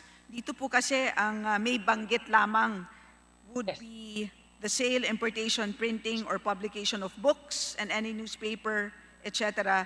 Wala pong banggit ng tulad ng online educational courses.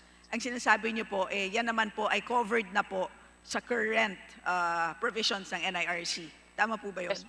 Yes, Mr. Speaker. How we do it currently, as per regulations of the BIR, as well as their interpretation of the current law, is to include those as long as they comply with the current requirements, Mr. Speaker. And hence, we follow that also for the digital products, Mr. Speaker. That's very comforting to hear, Mr. Speaker. I'd like to move on to the question on how this proposed new tax will impact the consumers. Mr. Speaker, I'm sorry. I think it would refer to another section. It's also in Section 109, but paragraph H, which is not in the, in the committee report, Mr. Speaker. So, Mr. Speaker, it will be a committee amendment. Am I right, Mr. Speaker? That actually is not in the bill, Mr. Speaker. But it is in the current tax code as per interpretation, and the BIR said that it is based on paragraph H as well as paragraph R, and the interpretation of both is any materials that are related to education will be exempted, Mr. Speaker. But should the good interpreter wish to recommend any amendments just to ensure that implementation of such, then the committee will be amenable. Mr. Speaker, with a good sponsor, consider just explicitly including this as an exemption, considering that it is a tax law, and of course, it would be best, or it would be better to explicitly state that that is going to be exempt. Otherwise, that could be subject to interpretation. It might fall through the cracks. At ang ating mga kababayan po na nagsisipag-enroll sa online courses, baka po magulat po sila na ang babayaran nila dapat na halimbawa 15,000 pesos, magiging 16,800 na. So baka po, Mr. Speaker, ito po ay pwede pong ma-include explicitly po as an exempt transaction, Mr. Speaker. Mr. Speaker, personally, I would say that it is not necessary because it is a product that is already exempt. But because it was specifically laid out in paragraph R because books and newspapers are goods. And we are referring to digital goods to be included here. In letter H, all kinds of educational online courses as well, or physical courses are included in that paragraph, Mr. Speaker, as long as they're accredited with TESDA, CHED, and EPEC. Mr. Speaker, the fact that we are including a new paragraph to be explicit about the exception pertaining to electronic books, baka po maganda na parallel na rin po ang treatment sa exemption para sa electronic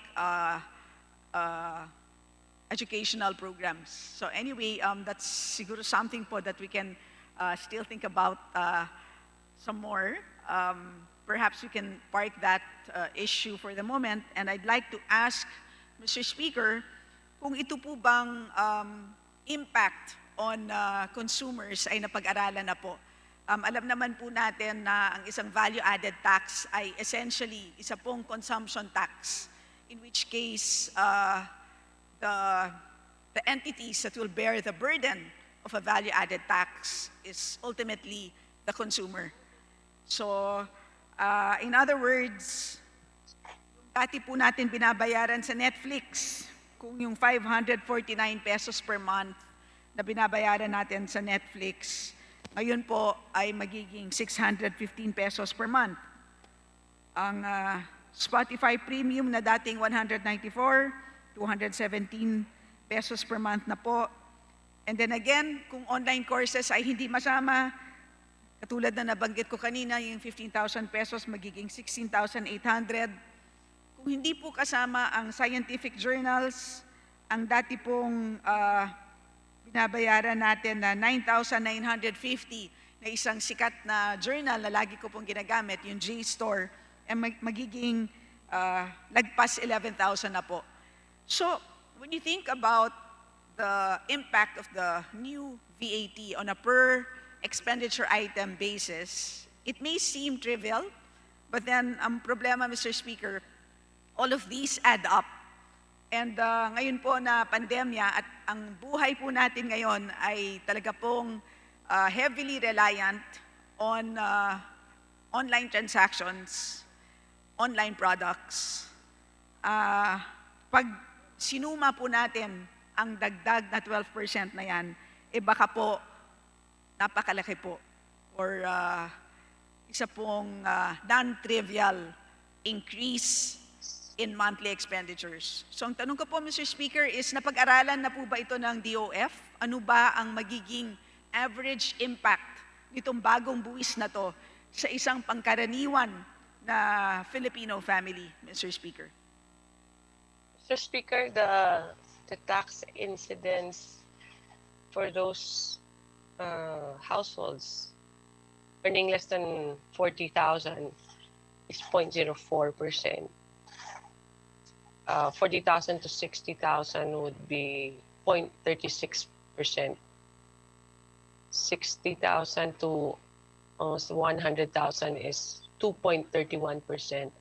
And from 100,000, earning 100,000 pesos to 250,000 pesos is 20.38%. While those above 250,000, earning more than 250,000, is 76.91, and this is based on the report of DOF. I just can't see which agency they got this. They gathered this from, but basically this means that 76.91% of those affected by this VAT on the digital products are those households that are more than 250,000 pesos.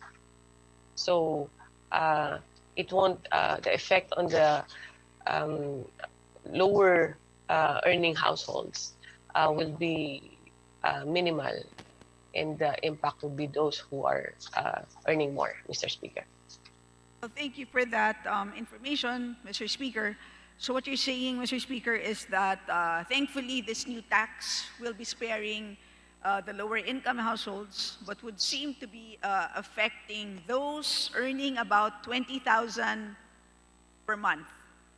Yung 20,000 per month po, Mr. Speaker, kasi ang sabi niyo po, 250,000 per year. So more or less, we're looking at 20,000 per month. Which means, kapag may mag-asawa po at pareho po silang minimum wage earner, sila po ay pasok na sa total family income of 20,000 per month. So, in other words, kung tama po yung numbers na nabanggit ninyo, tingin ko po, pati po ang ating sumasahod ng minimum wage ay maapektuhan din po nitong bagong buwis. So, siguro po ang tanong ay, tama po ba ang timing ng pagpasa ng tax measure na to? Alam po natin na wala pong pinili ang pandemya, nahirapan po ang lahat, hindi lang po ang ating low-income households, pati na rin po ang marami po sa middle-income households. In fact, ang Bayanihan 1 covered the poorest 75% of families, recognizing that the impact of the pandemic is widespread. So ito pong sinasabi ko na kahit na patingi-tingi lang po ang dagdag ng 12% sa ating digital transactions, when we add them all up, baka po substantial na rin or non-trivial ang impact na to. So sa tingin niyo po ba, now is the right time to pass a new consumption tax? And it is quite ironic because we are now working on the CREATE bill, which is giving income tax holidays for both export enterprises as well as domestic enterprises. So as if we're giving some leeway to firms, of course, good performers, hopefully. But so habang on one hand, we are being more liberal to firms. On the other hand naman po ay kinukuhaan natin ng dagdag na buwis ang consumers.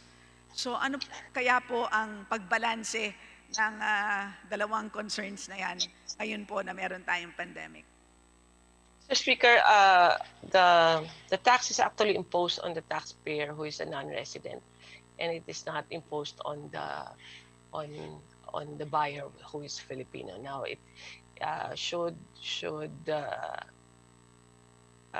it will be up to the seller, or probably to a certain extent then the DSP, if the VAT will be passed on to the buyer. But given that, even if let's say that the tax burden will be passed on to the Filipino buyer, it is the consumers who are earning more than 250,000 a year.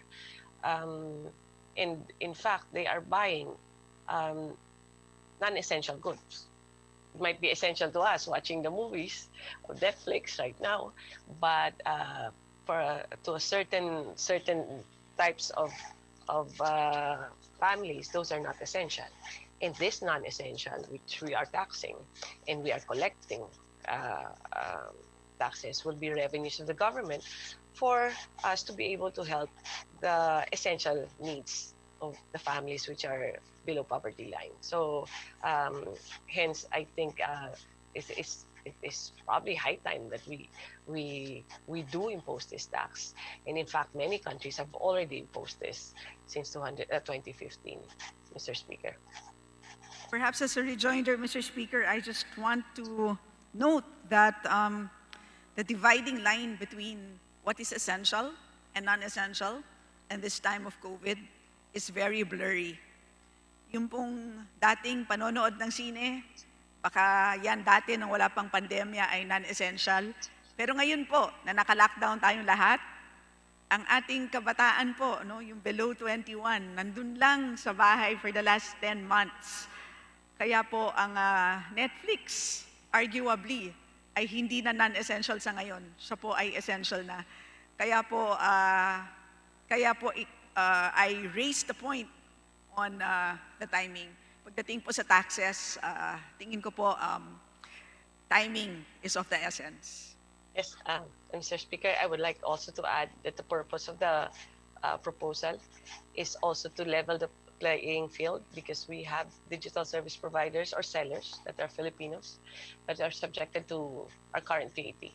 And with the globalization, many of these digital service providers and sellers are outside the bounds of the NIRC or the BIR. So it is to give also advantage to those who are registered here, who are paying taxes here and selling here locally, para ma-level yung paying field. That is also one advantage that will give the local business. I think it is time for us to impose this, whether it be in 6 months or in 1 year, but we should already tax this, because this is what all countries are already doing, and we will probably be a few of the last that will be imposing VAT or sales tax, Mr. Speaker. I do appreciate, Mr. Speaker, that this is also about a competition concern, which is very important. Pero sa totoo lang po, pag pinag-aaralan natin ang competition policy or competition law, isang importanteng prinsipyo po na ine-embrace ng competition law and policy is the balancing of effects among consumers as well as suppliers or providers. I'd like to move on to my last point, which is on the implementation, Mr. Speaker. Are we ready to implement this new VAT, considering na ang inaatasan po natin na maging responsable sa pag-collect, pag-assess, record keeping, halimbawa, would be the foreign digital service provider. Handa po ba ang DOF to enforce this against a foreign entity? If we impose it now, Mr. Speaker, not yet. But the BIR and the DOF are already developing registration, filing, and payment systems. And they are already in talks with all the, I think there are just about 4 or 5 DSPs that we have to talk to, and that will cover probably 80% of the transactions already, namely Amazon, Netflix, Google. So they are already in talks, and true enough, it is a complicated system, but they have already designed the filing and registration system, which is online, which will be less, that the companies won't have to be here in the Philippines. And the implementation or the computation of the tax and will be a complicated manner, but we have been assured by DOF as well as BIR that they are already working on it, Mr. Speaker. Mr. Speaker, kung hindi nagmamadali ang DOF, baka naman pwedeng hindi na rin tayo magmadali dito po sa pagpatao ng bagong buwis sa ating mga paboritong digital services ngayon na pandemya. So baka naman po pwedeng galingan na lang ng BIR at ng Bureau of Customs sa kanila pong pagkolekta ng existing taxes. Baka po pwede pong i-delay pa natin ng konti ito pong pagpataw po ng bagong taxes. But having said that po, again po, I will, Mr. Speaker, I will propose amendments at the proper time, Mr. Speaker. Thank you very much. Thank you, Mr. Speaker. They have already talked with Netflix and Google, and these companies are very observant of all the rules. but also they already have a system in place. That's why they are the best consultants that we can have, and hopefully, I think with the passage of this bill, then they will hasten the development of their system. Thank you, Mr. Speaker. Majority Leader. Mr. Speaker, I move to recognize the Honorable Arlene Brosas, Party List Gabriela, for her interpellation. The Honorable Brosas is now recognized. Thank you. Thank you, Mr. Speaker. Maraming salamat. Will the good sponsor yield to a few questions, Mr. Speaker? Yes, Mr. Speaker. Thank you, Mr. Speaker. Mahalaga na masalang sa masusing pagtalakay ang panukalang ito kaugnay ng pagpapataw ng 12% VAT sa digital transactions dahil nangangamba ang maraming Pilipino sa magiging epekto nito. Bukod pa sa kawalan ng clarity sa kung ano-anong mga digital goods and services ang maaaring saklawin nito. Doon po kasi nalilito. Kaya't may ilang katanungan kami sa Gabriela Women's Party sa posibleng implikasyon nito. Lalo pat paparaming bilang ng mga kababaihan at mamamayan ang tumatangkilik sa digital goods and services sa ilalim ng pandemyang COVID-19. So, Mr. Speaker, hinggil po sa sinasaklaw ng digital tax, Madam Sponsor, bagamat sinasabi na nauna na ang ibang bansa sa pagpapataw ng digital tax, kapansin-pansin na magiging pinakamataas na digital tax ito sa buong ASEAN region dahil 12% ang nasa panukalang ito. Tama po ba? Tama po ba ito, Madam Sponsor, Mr. Speaker? For Southeast Asia, yes, I would say so, Mr. Speaker. That's correct. Not in the whole world, but maybe in Asia. Yes, Mr. Speaker. Nakita natin yung ilan sa mga digital taxes sa ASEAN. Sa Indonesia ay 10% VAT sa digital service provider. Sa Malaysia, 6% on registered foreign service providers. Sa Singapore, 7% goods and services tax. Sa Thailand, 7%. Sa Vietnam, 2% to 5%. So lumalabas po tayo yung may pinakamalaki na panukala. Ibig sabihin, ipapaloob ang sinasabing digital services at transactions sa umiiral na 12%. 12%, Madam Sponsor? Tama po ba ito? 12% siya na VAT? Mr. Speaker, can I just clarify that most of the countries are actually taxing sales tax instead of VAT? And that is different in nature because kung mag-VAT ka, you have input and output, Mr. Speaker. Yes, Mr. Speaker. Madam Sponsor, ang Malaysia and Singapore, I believe yun yung merong digital services particular. Pero yung Indonesia, Thailand, at saka yung Vietnam, I mentioned mga VAT ito, mga Yes, Mr. Speaker. VAT ang kanilang input. Yes, Mr. Speaker. Mr. Speaker, Madam Sponsor, ako na yung tinatanong ng Madam Sponsor. Nagkapalit tayo, Madam Sponsor. Mr. Speaker, para sa kaalaman po ng mga kababayan natin, mahalagang isa-isahin ang ilang halimbawa ng digital services at transactions na papatawan ng 12% VAT sa panukalang ito. Isa-isahin lang po natin, Madam Sponsor, para malinaw. Kasama po ba rito yung Lazada at Shopee? Yes or no lang, Madam Sponsor? But ang it's not who sells kung what type of product Hindi yung platform mismo. Kung yung produkto na binibenta is subject, then it is subject. Kung digital siya, yes. Kung physical product.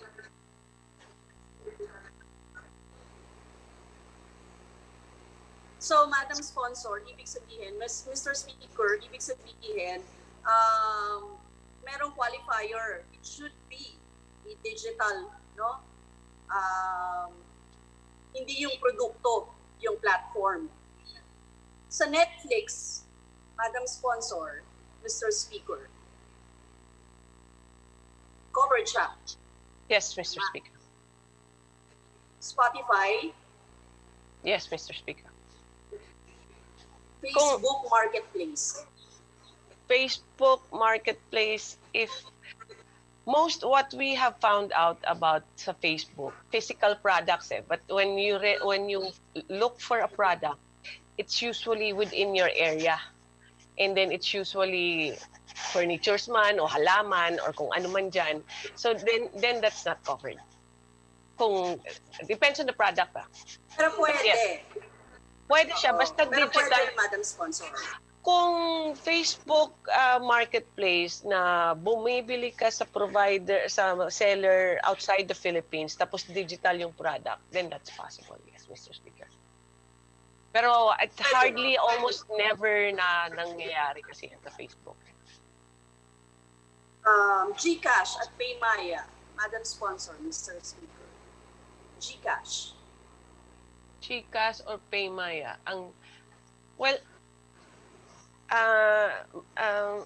local kasi na companies na yan and they are covered already.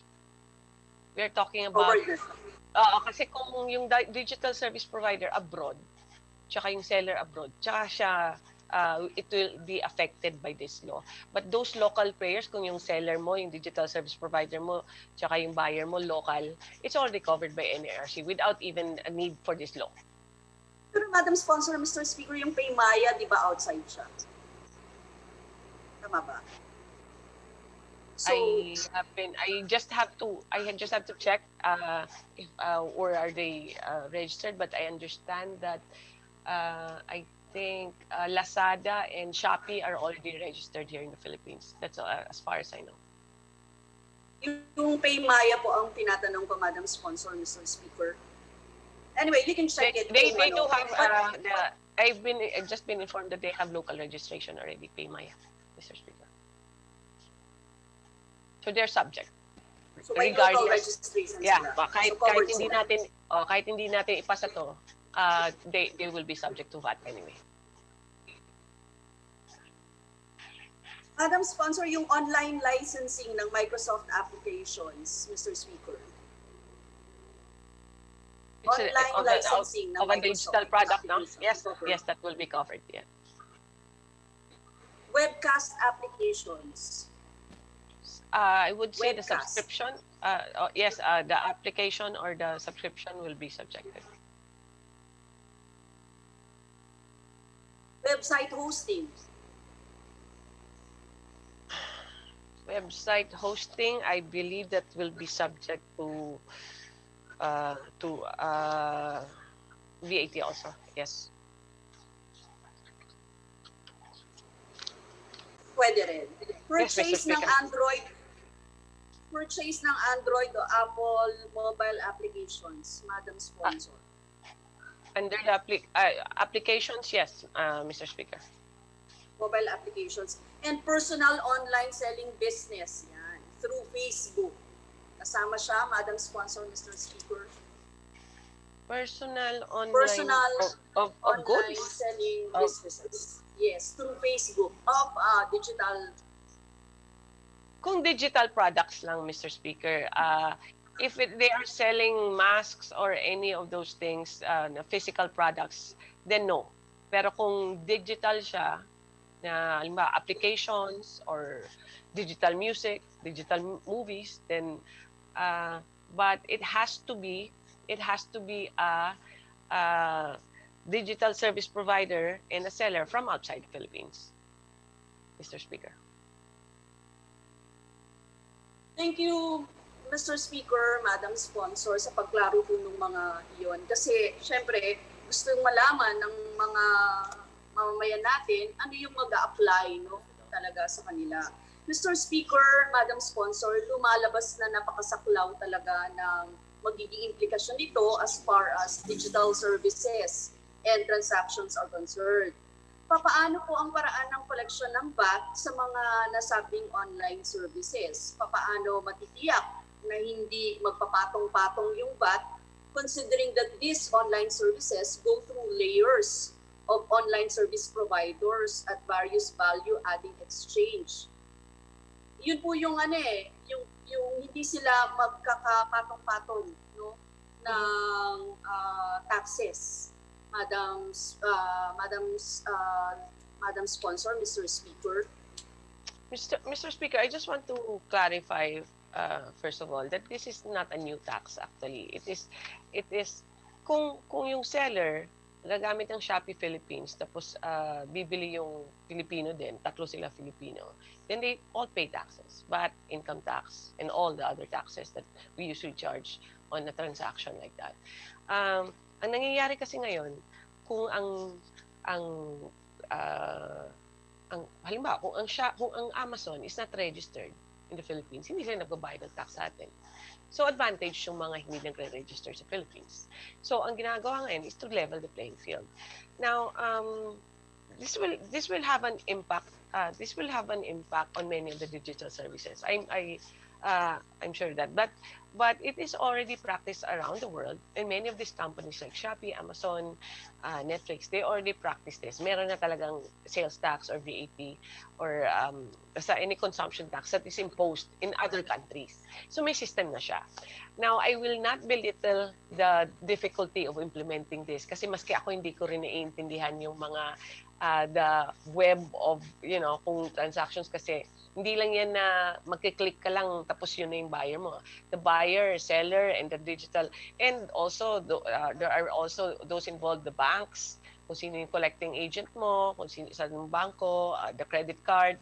It's a web of transactions that's involved in just one click on buying a digital service, digital product.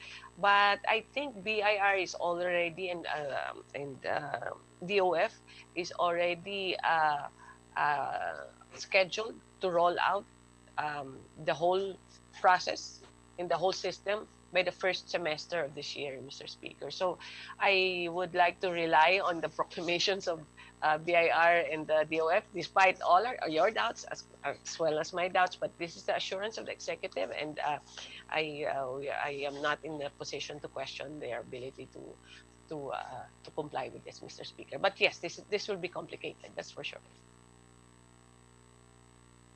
Yes, thank you, Madam Sponsor, Mr. Speaker, sa pagsagot ng tanong ko. Kasi, Madam Sponsor, Mr. Speaker, sinabi nga natin layers of online service providers. For example po, ina-example na nga natin yung Amazon, diba? Tapos gagamit ka ng GCash, di ba doble-doble yun, Madam Sponsor, Mr. Speaker? Para namang sobra naman yung pagpatong-patong ng tax na papataw natin, sa ating, saan papasok doon yung 12% VAT? Sa GCash, sa Amazon, saan siya papasok? So yun po yung mga tanong natin. Hindi naman po pwedeng magpasa po tayo ng batas na hindi klaro sa atin kung paano ipapatupad ito at kung meron tayong mga tanong na patong-patong pa nga o layers pa nga ng value-adding exchange. Ganun yung mangyayari dito, Madam Sponsor, Mr. Speaker. Kaya sana maging klaro tayo and very precise tayo dito. Mr. Speaker, ang liability or the responsibility is always on the DSP, which is a digital service provider. Yung magpapadala na sa'yo ng product, tsaka doon dumadaan yung bayad, di ba? With GCash but that's also a local company. Pero all these credit cards, kung ano man yung mga ibang companies that are involved, are iba na yon. What we are para to simplify, it's the digital service provider yung magko-collect at magre-remit para to simplify the whole process. So basically, there should be just one that will be handling and registering in the Philippines. They have to register.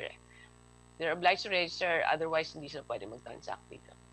But hopefully that by simplifying na lang, na hindi na hahanapin pa kung sino nagbebenta, kung sino nag-produce nitong product na to, or sino nag-license, it will be just the digital service provider na nagbebenta yan sa platform niya, Mr. Speaker. Marami yan, Madam Sponsor, Mr. Speaker, di ba? Hindi nga lang Shopee at Lazada yan. Paano yan hahanapin or aanin ng BIR? Kasi napakarami, even yung mga websites. Di ba may mga websites na nagbebenta ng mga, or may mga digital transactions going on sa mga websites and paano yun gagawin ng BIR? Yes, Mr. Speaker, there are probably hundreds or thousands, but but 80% of that is just through about major companies, mga 5 lang yan or 4.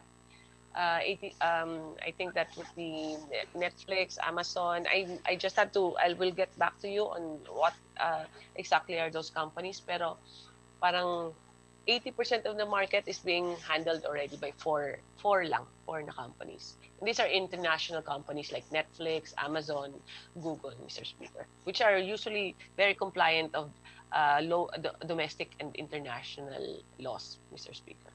Tsaka YouTube pala. Anyway, Mr. Speaker, Madam Sponsor, to my next question, sinasabi niyo po kanina na kailangan ang panukalang ito to level the playing field, by taxing foreign corporations who are selling their goods and services here in the Philippines. Paano po sila sisingilan ng buwis sa panukalang ito? Paano yung... Mr. Speaker, what the proposal, yes, with our current system, parang imposible because we still have to adjust our laws, no, on the current system, especially with the pandemic. This has hastened us to revise all the laws that we have. Now, ang isang system kasi natin, for example lang, on current registration, marami siyang stages, Kailangan ka nga pumunta ng BIR, to present your ID and all that. But with the proposal, it will simplify. This will just be the registration will be online, payment will be online, and they will have their own system of verification in this. But the objective is that all those that are supposed to be paying, especially the DSP, should be registered for VAT purposes in the Philippines. So, sinimplify na lang yan with the proposal natin ngayon. And hopefully we implement it as well as we craft this bill, no?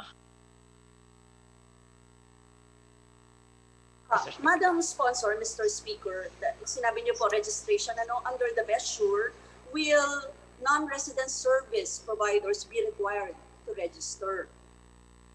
Yes, Mr. Speaker. Non-resident service providers. Yes, Mr. Speaker. Ano ang magiging mekanismo, Mr. Speaker, para tiyakin ang registration ng lahat ng non-resident service providers? Mr. Speaker, all companies, all DSPs are required to register. And but our current laws still apply. Basta kung more than 3 million pesos lang yan per year ang sales nila in the Philippines. Otherwise, like here, kung not more than 3 million, exempted ka. Now, ang registration, ang problem usually when we did our consultations with these companies is yung registration natin. Kasi very rigorous yung registration dito sa Pilipinas. Maraming requirements, so you have to be physically here. Now, the proposal to simplify it and leave it online, na pwede ka mag-transact online, whether it's registration, how to withhold the taxes and how to pay the taxes. Then, how to, your question was to how to oblige them to register, but then they will subjected to possible penalties if they fail to register, Mr. Speaker. And there are provisions in the NIRC as well as in the current law that will oblige them because of the penalties. Yes, may tatanong din po ako dun sa usapin na yan mamaya, Madam Sponsor. Anyway, is the BIR really capable of monitoring all digital transactions, especially those with involvement of non-resident service providers? Sinagot ba tayo ng BIR dyan, Madam Sponsor, Mr. Speaker? Kaya ba nila yon? This is a question that has been repeatedly questioned since whether level of the committee or the TWG or even here, Mr. Speaker, and they have Kung ngayon pa repeatedly nga lang, assured. Madam Sponsor. Kung ngayon pa lang, Madam Sponsor, di ba? Mr. Speaker. They have repeatedly assured us that within the year they will roll out the system already, Mr. Speaker. So hopefully, I don't want to question their capacity.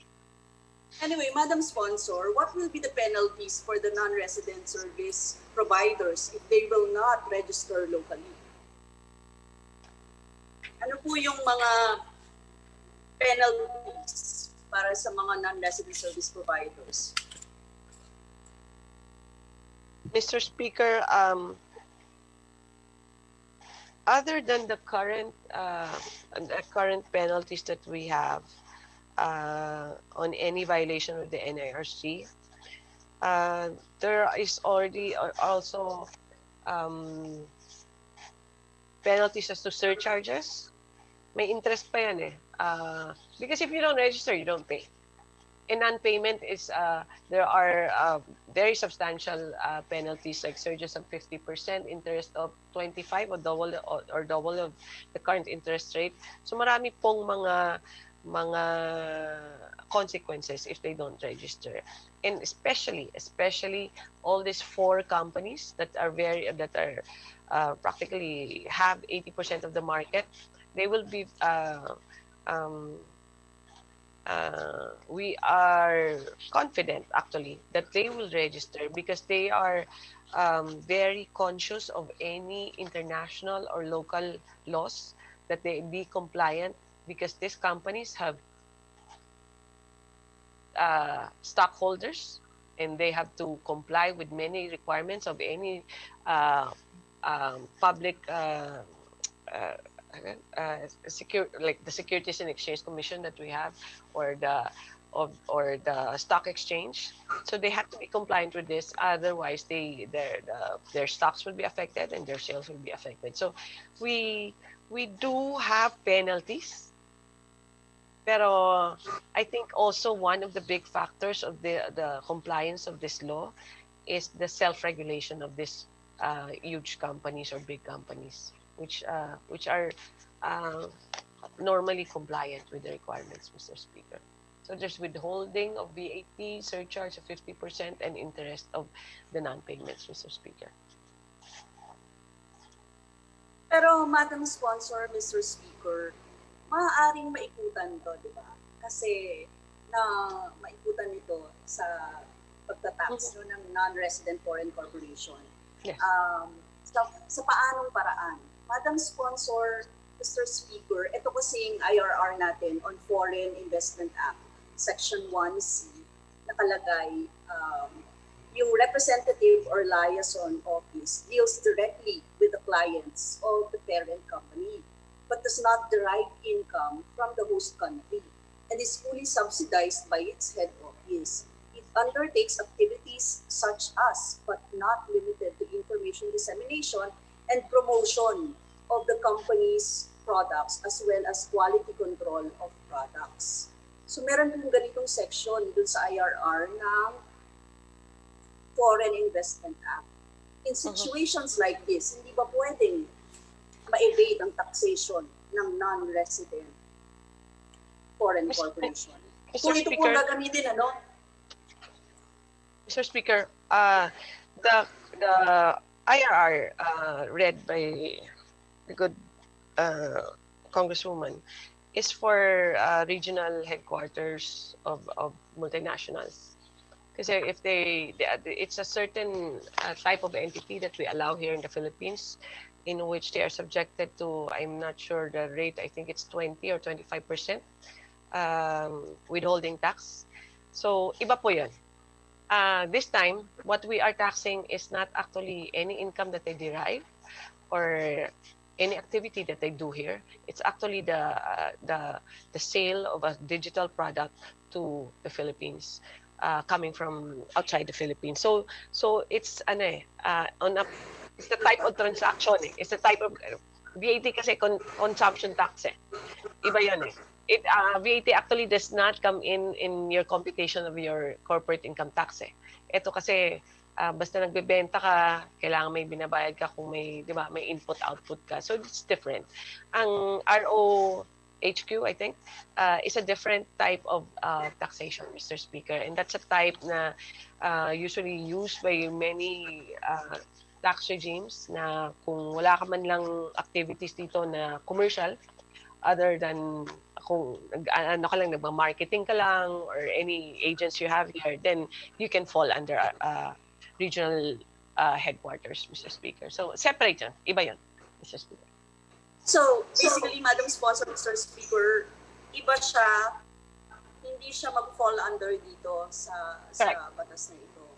Because those ang regional headquarters offices kasi, they register here in the Philippines. This one are not registered. Itong mga halimbawa yung mga non-resident Lazada or kung anumang companies, they're not registered here. They're only registered here for VAT purposes lang, not for income, Mr. Speaker, in this law currently. Okay. Kaya magkaiba siya. So, yun yung target. Kaya iba siya. Yes, Okay. Mr. Speaker. Madam Sponsor, Mr. Speaker, kaugnay naman po sa registration ng Filipino online sellers. Will this measure mandate all online sellers, regardless of size and actual income, to register with the government? Madam Sponsor, Mr. Speaker. Alright. Lahat. The registration of online sellers and all those involved online now in the business is actually, the rules don't change in the NIRC. Hindi po yan nandito kasi ang current law kasi is basta 3 million and above yung per year yung sales mo. Kailangan magbayad ka na. But yung registration, I think that would fall kung registration lang under the DTI for you to be able to transact an online business, then that would fall under the rules of DTI or any other law on online transactions, especially in the newly proposed Internet Transactions Bill, if I'm not mistaken, under the Committee on Trade. Ito kasi, we will stick with what is already covered by the NIRC. So yung mga online sellers, like any business, kung kailangan mag-register ka. Kung kailangan magbayad ng VAT dahil more than 3 million ka, then magbayad ka, regardless of whether you're online or not. It doesn't make a difference. Eto, mga big players lang talaga yung target dito actually, Mr. Speaker. But Madam Sponsor, Pero on a side note, Mr. Speaker, hindi siya. On a side note, dapat naman talaga mag-register kasi ang dami. Hindi minamandate under this law. Yes. Only those Walang that specific, walang... Correct. Hindi, yung minamandate lang natin is yung digital service providers, yung platforms. Yung platforms ang dapat mag-register kasi sila ang responsible to pay. The rest, we don't oblige. Actually, yung mga platforms talaga, ang target talaga dito is, our target would be the big ones, which is like Netflix, YouTube, Facebook, and all those companies that are actually doing business here but not paying taxes here or VAT. Yes, yan. Okay, Madam Sponsor, Mr. Speaker. Yung online businesses with gross sales below 3 million, sinabi nyo kanina, I understand, will be exempted sa digital tax. Pero magkakaroon ba sila ng dagdag na gastusin, halimbawa sa pag-comply sa registration? Kasi, di ba, kung magpaparegister sila, magbabayad sila, di ba? Yes. Tapos, actually, yun yung mga nababasa namin na inaangal talaga na mga mabubuwisan, mga maliliit na online businesses na mamumroblema sa pag-comply, sa pag-maintain ng mga libro, pag-register sa BIR, etc. Yes. With the current proposal, what changes is that the Netflix, Lazada, or if they're international, kung hindi sila registered dito sa Pilipinas, or Amazon, or Google, if they're not registered here in the Philippines, they have to register for VAT purposes here in the Philippines. The rest are not mentioned in the current bill. Kasi yung bill mismo, it does not touch on that. Kasi kung local seller ka na, then if you're a legitimate business, you do have to you do have to register.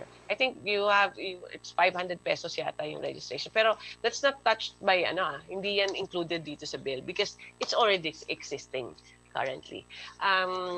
The matter of regulation and registration of the online sellers that we have now are all also subject to the same rules that the brick and mortar businesses are subject to. Kung may VAT babayaran, may VAT babayaran. Kung may income tax or may registration, then they do register, Mr. Speaker. But that's not anticipated in the current proposal. Okay, thank you, Mr. Speaker, Madam Sponsor, for clarifying that. Yung kaugnay naman po doon sa VAT, sabi natin, essentially, babagsak ito sa consumers dahil maaaring magdagdag talaga ng presyo ang mga digital transactions na mangyayari dito sa Pilipinas once na maipatupad ang batas na yan. Siyempre, saan kukunin ng mga companies o corporations na malalaki kundi doon sa mga ibebenta din nila na mga transactions o goods or whatever na dadaan sa kanila. So therefore, tataas yung presyo.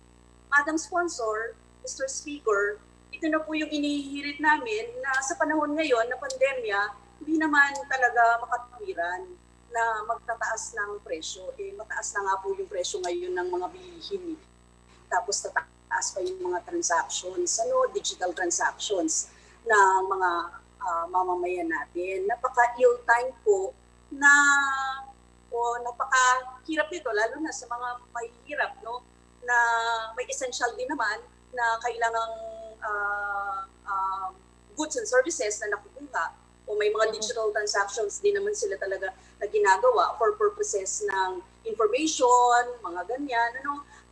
Napakahirap na habang tumataas yung mga basic presyo dito sa atin, nagtataas tayo ng mga ganyan dahil sa tinataksan natin yung digital transactions and services. Kaya, Mr. Speaker, Madam Sponsor, sa panahong ito na pilit na bumabangon ng ating mga kababayan sa harap ng epekto ng pandemya, krisis, kalamidad, tila panibagong dagok yung panukalang VAT sa lahat ng digital services at online transactions. Lalo sa mga maliliit nating negosyante at consumers, bakit natin ini-insist on repeatedly taxing yung mga maliliit ng Pilipino when we can increase the taxes on rich families and top corporations? In fact, sa CREATE nga, nagbababa pa tayo ng tax ng mga corporations. Malinaw po sa aming pagtingin, Madam Sponsor, Mr. Speaker, na kailangan i-challenge yung panukalang ito dahil sa direktang epekto nito sa mga ordinaryong mamamayan natin. The Gabriela Women's Party stands with yung mga online sellers at mga ordinary consumers na nagbo-voice out ng concerns over this measure. Now, in the proper time, we will register our vote with this ill-timed at sa tingin namin ay anti-poor measure. Madam Sponsor, Mr. Speaker. That is my final. Maraming salamat, Madam Sponsor. Thank you. Thank you, Mr. Speaker.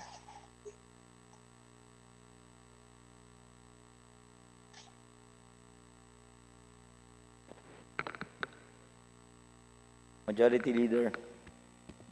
Mr. Speaker, I move that we suspend consideration of House Bill number 7425. So move, Mr. Speaker. Any objection? Chair is none. Motion is carried.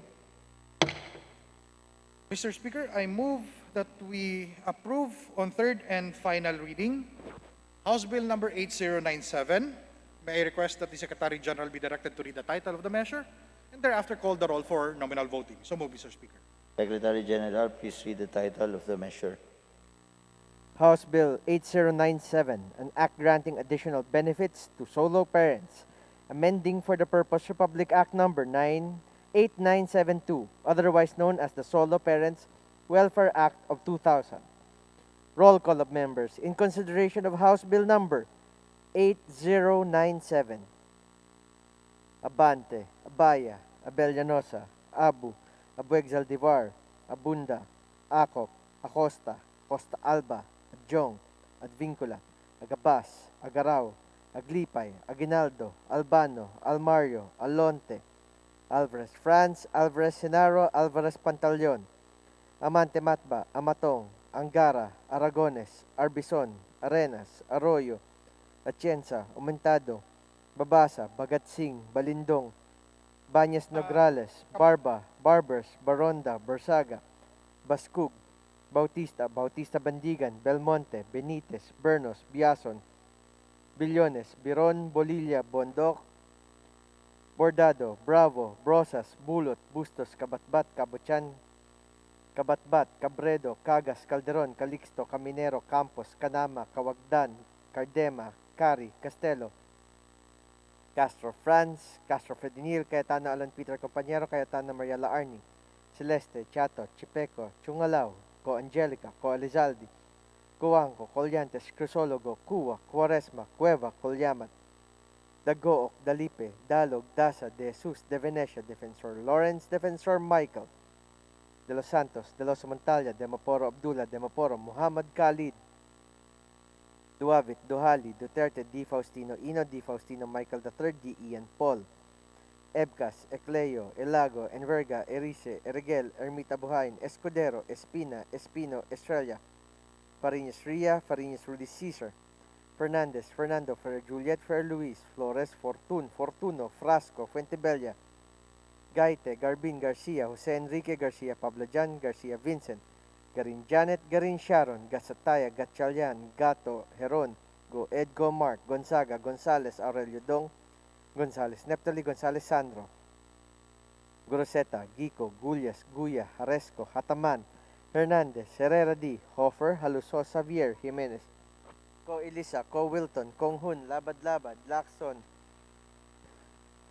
Lacson Noel, Lagman, Lagon, Lara, Lasatin, Liachon, Legarda, Lim Lim Kaichong, Lopez, Loyola, Losotan, Macapagal Arroyo, Maceda, Madrona, Malapitan, Mangawang, Magundadato, Marcoleta, Mariano Hernandez, Marino, Marquez Martinez, Matba, Matugas, Mendoza, Mercado, Momo, Natividad Nagaño, Nava, Nieto, Noel, Nograles, Jericho, Nograles, Juan Fidel, Nolasco, Nunez Malañaon, Waminal, Olivares, Ong Jose, Ong Ronnie, Ordanes, Ortega, Uano Dizon, Pacquiao Alberto, Pacquiao Rogelio, Pajernos, Paduano, Palma, Pancho, Panotes, Peña, Pichay, Pimentel, Pineda, Plaza, Puno, Kimbo, Radasa, Ramirez Sato, Remulla, Revilla, Reyes, Rivera, Robes Rodriguez, Roman Romero, Romualdez Ferdinand, Romualdez Yeda Marie, Romualdo, Romulo, Roque, Sakdalan, Sagarbaria, Sakaluran, Salceda, Salimbangon, Salo, Sanchez, Sancopan, Santos Recto, Sarmiento, Saulug, Sevillano, Xiao Silverio, Singson Mihan, Sinsuwat, Swansing Estrelita,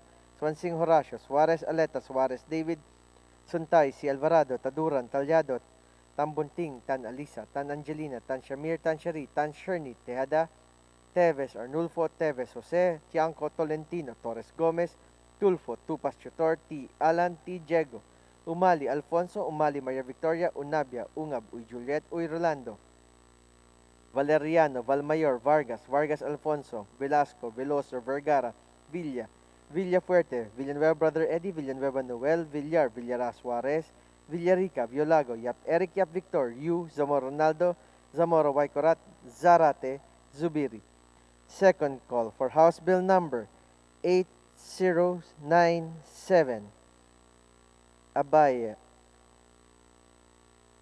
Abueg Saldivar, Acosta, Acosta Alba, Agaraw, Alvarez Pantaleon, Amatong, Amentado, Bagatsing, Bautista, Bernos, Biron, Bulot, Caminero, Kawagdan, Cardema, Cari, Colizaldi, Coanco, Dalipe, De Venecia, Defensor Michael, Demoporo, Muhammad Khalid, Duavit Duhali, Enverga, Erice, Fariñas, Rudy Caesar, Fernandez, Fernando, Flores, Fortun, Garcia, Pablo Jan, Garin Sharon, Gatchalian, Gonzales, Neptali, Hataman, Hernandez, Alusos, Konghun, Lagman, Lagon, Liachon, Lim, Lopez, Mangawang, Magundadato, Marcoleta, Mariano Hernandez, Marino, Marquez, Martinez, Matba, Mendoza, Mercado, Nograles, Juan Fidel, Nunez Malañaon, Ong Jose, Ong Ronnie, Ortega, Panotes, Pichay, Pimentel, Pineda, Remulla, Reyes, Roman, Romero, Romualdo, Salceda, Sanchez, Sancopan, Silverio, Singson, Suarez, Aleta, Si Alvarado, Taduran, Talyado, Tan Alicia, Tan Shamir, Tan Sherni, Yanko, Torres Gomez, T. Alan Unabia, Uy Juliet, Vargas Alfonso, Velosa, Villaras Suarez, Villarica,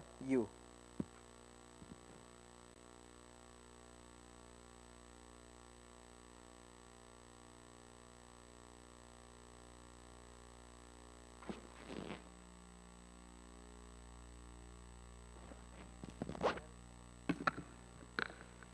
With 208 members voting in the affirmative, 0 in the negative, and 0 abstentions, House Bill number 8097 is hereby approved in third and final reading.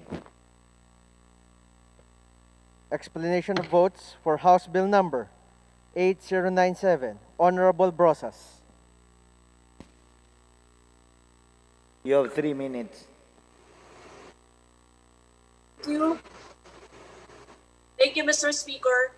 Mr. Speaker, ang representasyong ito ay bumuboto ng yes sa House Bill 8097. Gabriela Women's Party has been pushing for the amendments to RA 8972 or the Solo Parents Welfare Act. In fact, it is one of our priority measures since the 13th Congress. Noong 13th Congress pa po, priority measure na namin ito.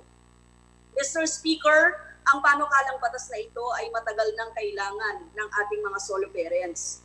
Sa lumalalang krisis ngayon, isa ang sektor ng solo parents sa pinaka-vulnerable. Patong-patong ang kanilang kinakaharap. Mag-isang nagtataguyod ng kanilang mga anak. Kawalan ng hanap buhay, mababang sahod, napakalalang kalagayan, o bulok na sistema ng edukasyon na pinalala pa sa implementasyon ng online classes, pagtaas ng mga bilihin at lumalalang pandemya. Mag-isa nilang pinapasan ang bigat ng mga ito. Sa pamamagitan ng pagpasa ng panukalang batas na ito, isang kaginhawaan na sa ating mga solo parents ang dagdag na 10% discount sa children's clothing, baby's milk, food and supplements, and sanitary diapers, medicines, vaccines, and medical supplements. Medical and dental services, diagnostic and laboratory fees, and professional fees, and basic supplies. Yung mga school supplies po. Dagdag pa rito ang 7 days parental leave with pay para sa mga working solo parents. Sa matinding krisis na nararanasan natin ngayon, ang pagpasa ng batas na ito sa kapulungang ito ay isa ng malaking pag-abante at tagumpay sa matagal ng laban ng ating mga solo parents para sa dagdag na benepisyo at pribilehiyo. Maraming salamat, Mr. Speaker. Majority Leader. Mr. Speaker, I move that we consider on third and final reading House Bill number 8145. May I request that the Secretary General be directed to read the title of the measure, thereafter call the roll for nominal voting. So move, Mr. Speaker. Secretary General, please read the title of the measure and call the roll for nominal voting. House Bill 8145, an act extending the implementation of the Lifeline Rate, amending for the purpose Section 73 of Republic Act Number 9136 as amended, otherwise known as the Electric Power Industry Reform Act of 2001. Roll call of members in consideration of House Bill number 8145.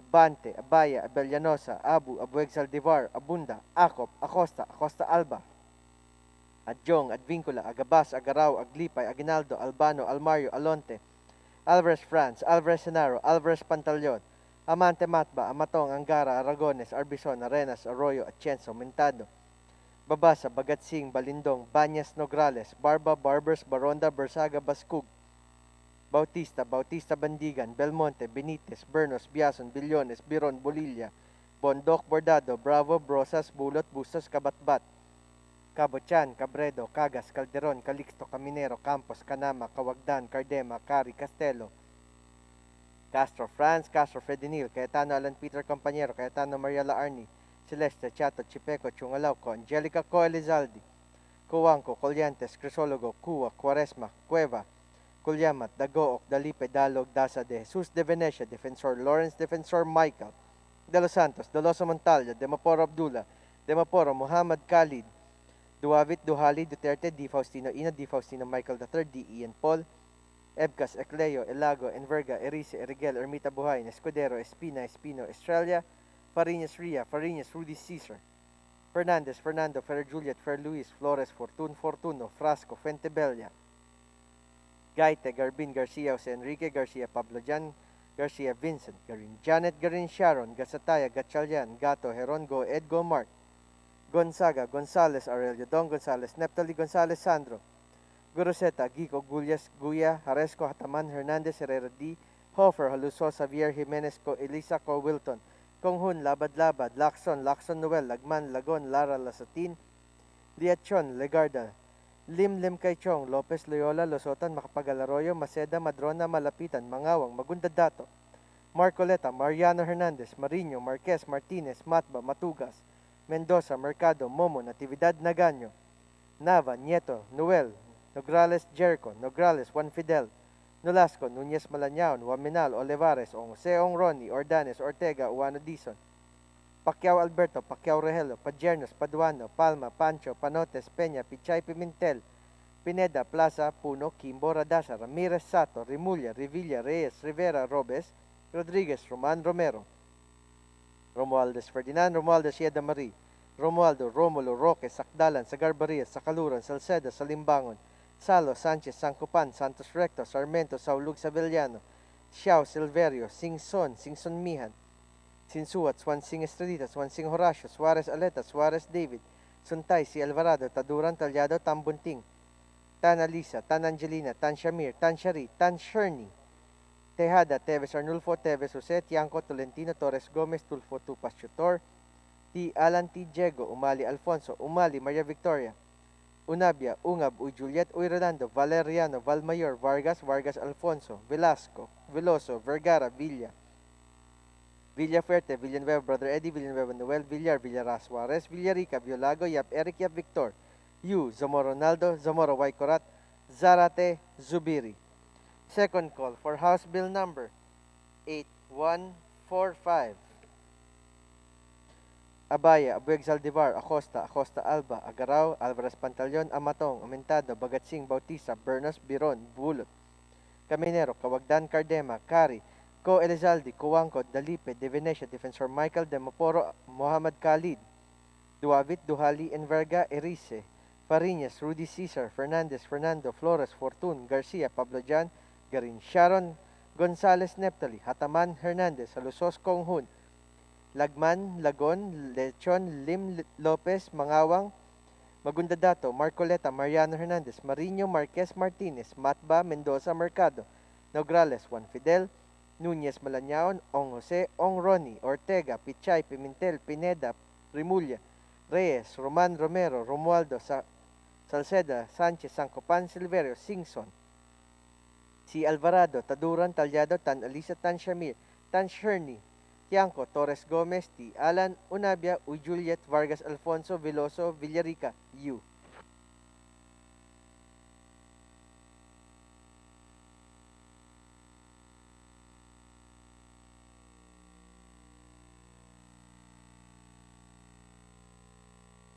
With 212 members voting in the affirmative, 0 in the negative, and 0 abstentions, House Bill number 8145 is hereby approved in third and final reading. Majority Leader. Mr. Speaker, I move for the consideration on third and final reading of House Bill number 8149. I respectfully request the Secretary General read the title of the bill and thereafter call the roll of members for nominal voting. Secretary General, please read the title of the bill and call the roll for nominal voting. House Bill number 8149, an act institutionalizing a new Filipino gesture of respect, goodwill, and praise. Roll call of members in consideration of House Bill number 8149. Abante, Abaya, Abellanosa, Abu, Abueg Zaldivar, Abunda, Acop, Acosta Alba, Adjong Advincula, Agabas, Agaraw, Aglipay, Aguinaldo, Albano, Almario, Alonte, Alvarez France, Alvarez Genaro, Alvarez Pantaleon, Amante Matba, Amatong, Angara, Aragones, Arbison, Arenas, Arroyo, Atienza, Mintado, Babasa, Bagatsing, Balindong, Banyas, Nograles, Barba, Barbers, Baronda, Bersaga, Bascug, Bautista, Bautista Bandigan, Belmonte, Benitez, Bernos, Biason, Billones, Biron, Bolilla, Bondok, Bordado, Bravo, Brosas, Bulot, Bustos, Kabatbat, Cabochan, Cabredo, Cagas, Calderon, Calixto, Caminero, Campos, Canama, Kawagdan, Cardema, Cari, Castelo, Castro Franz, Castro Fredinil, Cayetano Alan Peter Compañero, Cayetano Maria Laarni, Celeste Chato Chipeco, Chungalauco, Angelica Co Elizalde, Cuanco, Colyantes, Crisologo, Cuba, Cuaresma, Cueva, Culyangamat, Dagook, Dalipe, Dalog, Dasa de Jesus de Venecia, Defensor Lawrence, Defensor Michael, De Los Santos, De Los Montalya, Demaporo Abdullah, Demaporo Muhammad Khalid, Duavit, Duhali, Duterte, Di Faustino Ino, Di Faustino Michael III, D. Ian Paul, Ebcas, Ecleo, Ilago, Enverga, Erice, Erigel, Ermita Buhain, Escudero, Espina, Espino, Estrella, Fariñas Ria, Fariñas Rudy Caesar, Fernandez, Fernando, Fer Juliet, Fer Luis, Flores, Fortun, Fortuno, Frasco, Fuentebella, Gaite, Garbin, Garcia, Jose Enrique, Garcia, Pablo Jan, Garcia Vincent, Garin Janet, Garin Sharon, Gasataya, Gatchalian, Gato, Herongo, Edgo, Mark, Gonzaga, Gonzales, Aurelio Don, Gonzales, Neptali, Gonzales, Sandro, Guroseta, Gico, Gullas, Guya, Haresco, Ataman, Hernandez, Herrera D. Hofer, Haluso, Xavier Jimenez, Co Elisa, Co Wilton, Kong Hun, Labad Labad, Lacson, Lacson Noel, Lagman Lagon, Lara Lasatin, Liachon, Ligarda, Limlim Kaichong, Lopez, Loyola, Lusotan, Macapagal Arroyo, Maceda, Madrona, Malapitan, Mangawang, Magundadato, Marcoleta, Mariano Hernandez, Mariño, Marquez Martinez, Matba, Matugas, Mendoza, Mercado, Momo, Natividad Nagaño, Nava, Nieto, Noel, Nograles, Jericho, Nograles, Juan Fidel, Nolasco, Núñez, Malañaon, Waminal, Olivares, Ong Jose, Ong Ronnie, Ordanes, Ortega, Uano Dizon, Pacquiao Alberto, Pacquiao Rogelio, Padiernos, Paduano, Palma, Pancho, Panotes, Peña, Pichay, Pimentel, Pineda, Plaza, Puno, Kimbo, Radasa, Ramirez, Sato, Rimulya, Revilla, Reyes, Rivera, Robes Rodriguez, Roman Romero, Romualdez, Ferdinand Romualdez, Yeda Marie, Romualdo, Romulo, Roque, Sakdalan, Sagarbaria, Sakaluran, Salceda, Salimbangon, Salo, Sanchez, Sancopan, Santos Recto, Sarmiento, Saulug, Sevillano, Xiao, Silverio, Singson, Singson Mian, Sinsuat, Swansing Estrelita, Swansing Horacio, Suarez Aleta, Suarez David, Suntay, Si Alvarado, Taduran Talyado, Tambunting, Tan Alisa, Tan Angelina, Tan Shamir, Tan Shari, Tan Sherny, Tejada, Teves Arnulfo, Teves Jose, Tiangco, Tolentino, Torres Gomez, Tulfo, Tupas, Chutorti, Alan T. Diego, Umali Alfonso, Umali Maria Victoria, Unabia, Ungab, Uy Juliet, Uy Rolando, Valeriano, Valmayor, Vargas, Vargas Alfonso, Velasco, Velosor, Vergara, Villa, Villafuerte, Villanueva, Brother Eddie, Villanueva, Noel, Villar, Villara, Suarez, Villarica, Violago, Yap Eric, Yap Victor, Yu, Zamora Ronaldo, Zamora Waikorat, Zarate, Zubiri. Second call for House Bill number 8149. Abaya, Abueg Zaldivar, Acosta, Acosta Alba, Agaraw, Alvarez Pantaleon, Amatong, Aumentado, Bagatsing, Bautista, Bernos, Biron, Bulot, Caminero, Kawagdan, Cardema, Cari, Co Elizalde, Coanco, Dalipe, De Venecia, Defensor Michael, Demaporo, Muhammad Khalid, Duavit, Duhali, Enverga, Erice, Fariñas, Rudy Caesar, Fernandez, Fernando, Flores, Fortun, Garcia, Pablo Jan, Garin Sharon, Gonzales Neptali, Hataman, Hernandez, Halusos, Konghun, Lagon, Liachon, Lim, Lopez, Mangawang, Magundadato, Marcoleta, Mariano Hernandez, Mariño, Marquez, Martinez, Matba, Mendoza, Mercado, Nograles, Juan Fidel, Núñez Malañaon, Ong Jose, Ong Ronnie, Ortega, Pichay, Pimentel, Pineda, Rimulya, Reyes, Roman Romero, Romualdo, Salceda, Sanchez, Sancopan, Silverio, Singson, Si Alvarado, Taduran, Talyado, Tan Alisa, Tan Shamir, Tan Sherny, Tiangco, Torres Gomez, T. Alan, Unabia, Uy Juliet, Vargas Alfonso, Veloso, Villarica, Yu.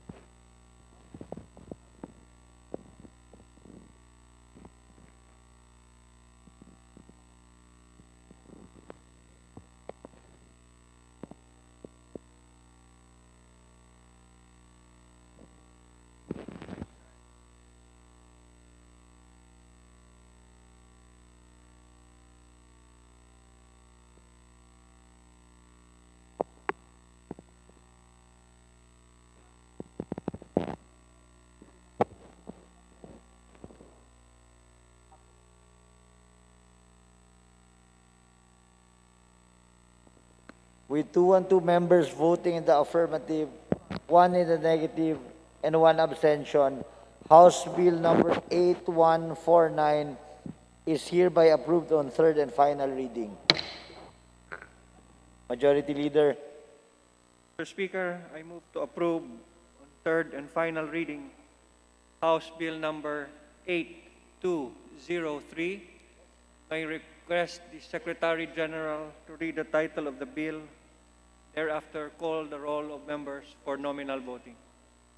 Secretary General, please read the title and call the roll for nominal voting. House 8203, an act promoting the use of microgrid systems to accelerate the total electrification on unserved and underserved areas nationwide. Roll call of members in consideration of House Bill number 8203.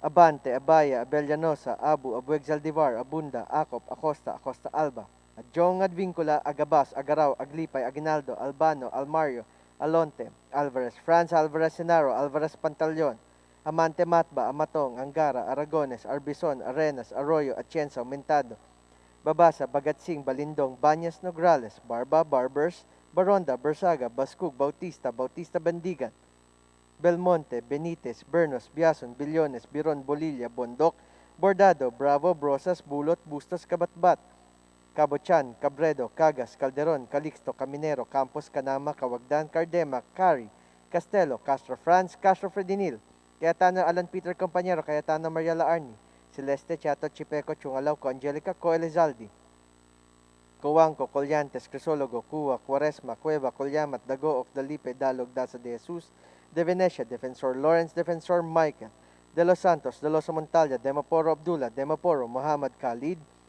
Duavit, Duhali, Duterte, Di Faustino Ina, Di Faustino Michael III, D. Ian Paul, Ebcas, Ecleo, Ilago, Enverga, Erice, Erigel, Ermita Buhayn, Escudero, Espina, Espino, Australia, Farinas Ria, Farinas Rudy Cesar, Fernandez, Fernando, Ferrer Juliet, Ferrer Luis, Flores, Fortun, Fortuno, Frasco, Fuentebella, Gaite, Garbin, Garcia, Jose Enrique Garcia, Pablo Jan, Garcia, Vincent, Garin Janet, Garin Sharon, Gasataya, Gatchalian, Gato, Herongo, Edgo, Mark, Gonzaga, Gonzales, Aurelio Dong, Gonzales Neptali, Gonzales Sandro, Guroseta, Gico Gullias Guya, Jaresco, Hetaman, Hernandez, Herrera D, Hofer, Haluso, Xavier, Jimenez Co, Elisa Co, Wilton, Konghun, Labad, Lacson, Lacson Lumel, Lagman, Lagon, Lara, Lasatin, Liachon, Legarda, Lim Kay Chong, Lopez, Loyola, Losotan, Macapagal Arroyo, Maceda, Madrona, Malapitan, Mangawang, Magundadato, Marcoleta, Mariano Hernandez, Mariño, Marquez Martinez, Matba, Matugas, Mendoza, Mercado, Momo, Natividad Nagaño, Nava, Nieto, Noel, Nograles Jericho, Nograles Juan Fidel, Nolasco, Núñez Balañaon, Waminal, Olivares, Ong, Ong Ronnie, Ordanes, Ortega, Oano Dizon, Pacquiao Alberto, Pacquiao Rogelio, Pajernos, Paduano, Palma, Pancho, Panotes, Peña, Pichay, Pimentel, Pineda, Plaza, Puno, Kimbo, Radasa, Ramirez Sato, Rimulya, Revilla, Reyes, Rivera, Robes, Rodriguez, Roman Romero, Romualdez, Ferdinand Romualdez, Yeda Marie, Romualdo, Romulo, Roque, Sakdalan, Sagarbaria, Sakaluran, Salceda, Salimbangon, Salo, Sanchez, Sancopan, Santos Recto, Sarmiento, Saulug, Savillano, Xiao, Silverio, Singson, Mihan, Sinsuat, Swansing, Estrelita, Swansing, Horacio, Suarez, Aleta, Suarez, David, Suntay, Si Alvarado, Taduran, Talyado, Tambunting, Tan Alisa, Tan Angelina, Tan Shamir, Tan Shari, Tan Sherny, Tejada, Teves Arnulfo, Teves Jose, Tiangco, Tolentino, Torres Gomez, Tulfo, Tupas Chutor, T. Alan, T. Diego, Umali Alfonso, Umali Maria Victoria, Unabia, Ungab, Uy Juliet, Uy Rolando, Valeriano, Valmayor, Vargas, Vargas Alfonso, Velasco, Veloso, Vergara, Villa, Villafuerte, Villanueva, Brother Eddie, Villanueva Noel, Villar, Villara Suarez, Villarica, Violago, Yap Eric, Yap Victor, Yu, Zamora Ronaldo, Zamora Waikorat, Zarate, Zubiri. Second call for House Bill number 8203. Abaya, Abueg Zaldivar, Acosta, Acosta Alba, Agaraw, Alvarez Pantaleon, Amatong, Aumentado, Bagatsing, Bautista, Bernos, Biron, Bulot, Caminero, Cawagdan, Cardema, Cari, Co Elizaldi, Cuanco, Dalipe, De Venecia, Defensor Michael, Duavit, Duhali, Enverga, Erice, Farinas, Rudy Cesar, Fernandez, Fernando, Flores, Fortun, Garcia, Pablo Jan, Garin Sharon, Gonzales, Neptali, Hataman, Hernandez, Salusos, Konghun, Lagman, Lagon, Liachon, Lim, Lopez, Mangawang, Magundadato, Marcoleta, Mariano, Marquez, Martinez, Matba, Mendoza, Mercado, Nograles, Juan Fidel, Nunez Malañao, Ong Jose, Ong Ronnie, Ortega, Pichay, Pimentel, Pineda, Remulla, Reyes, Roman Romero, Romualdo, Salceda, Sanchez, Sancopan, Silverio, Singson, C. Alvarado, Taduran, Talyado, Tan Alisa, Tan Shamir, Tan Sherny, Tiangco, Torres Gomez, T. Alan Unabia, U. Juliet, Vargas Alfonso, Veloso, Villarica, U.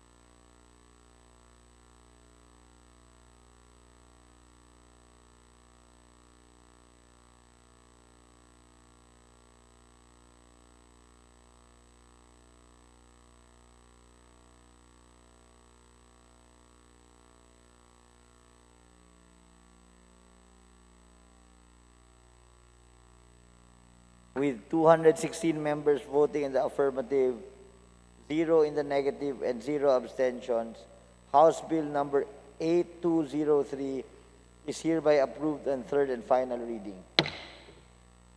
Majority Leader. Mr. Speaker, I also move to approve on third and final reading House Bill number 8207.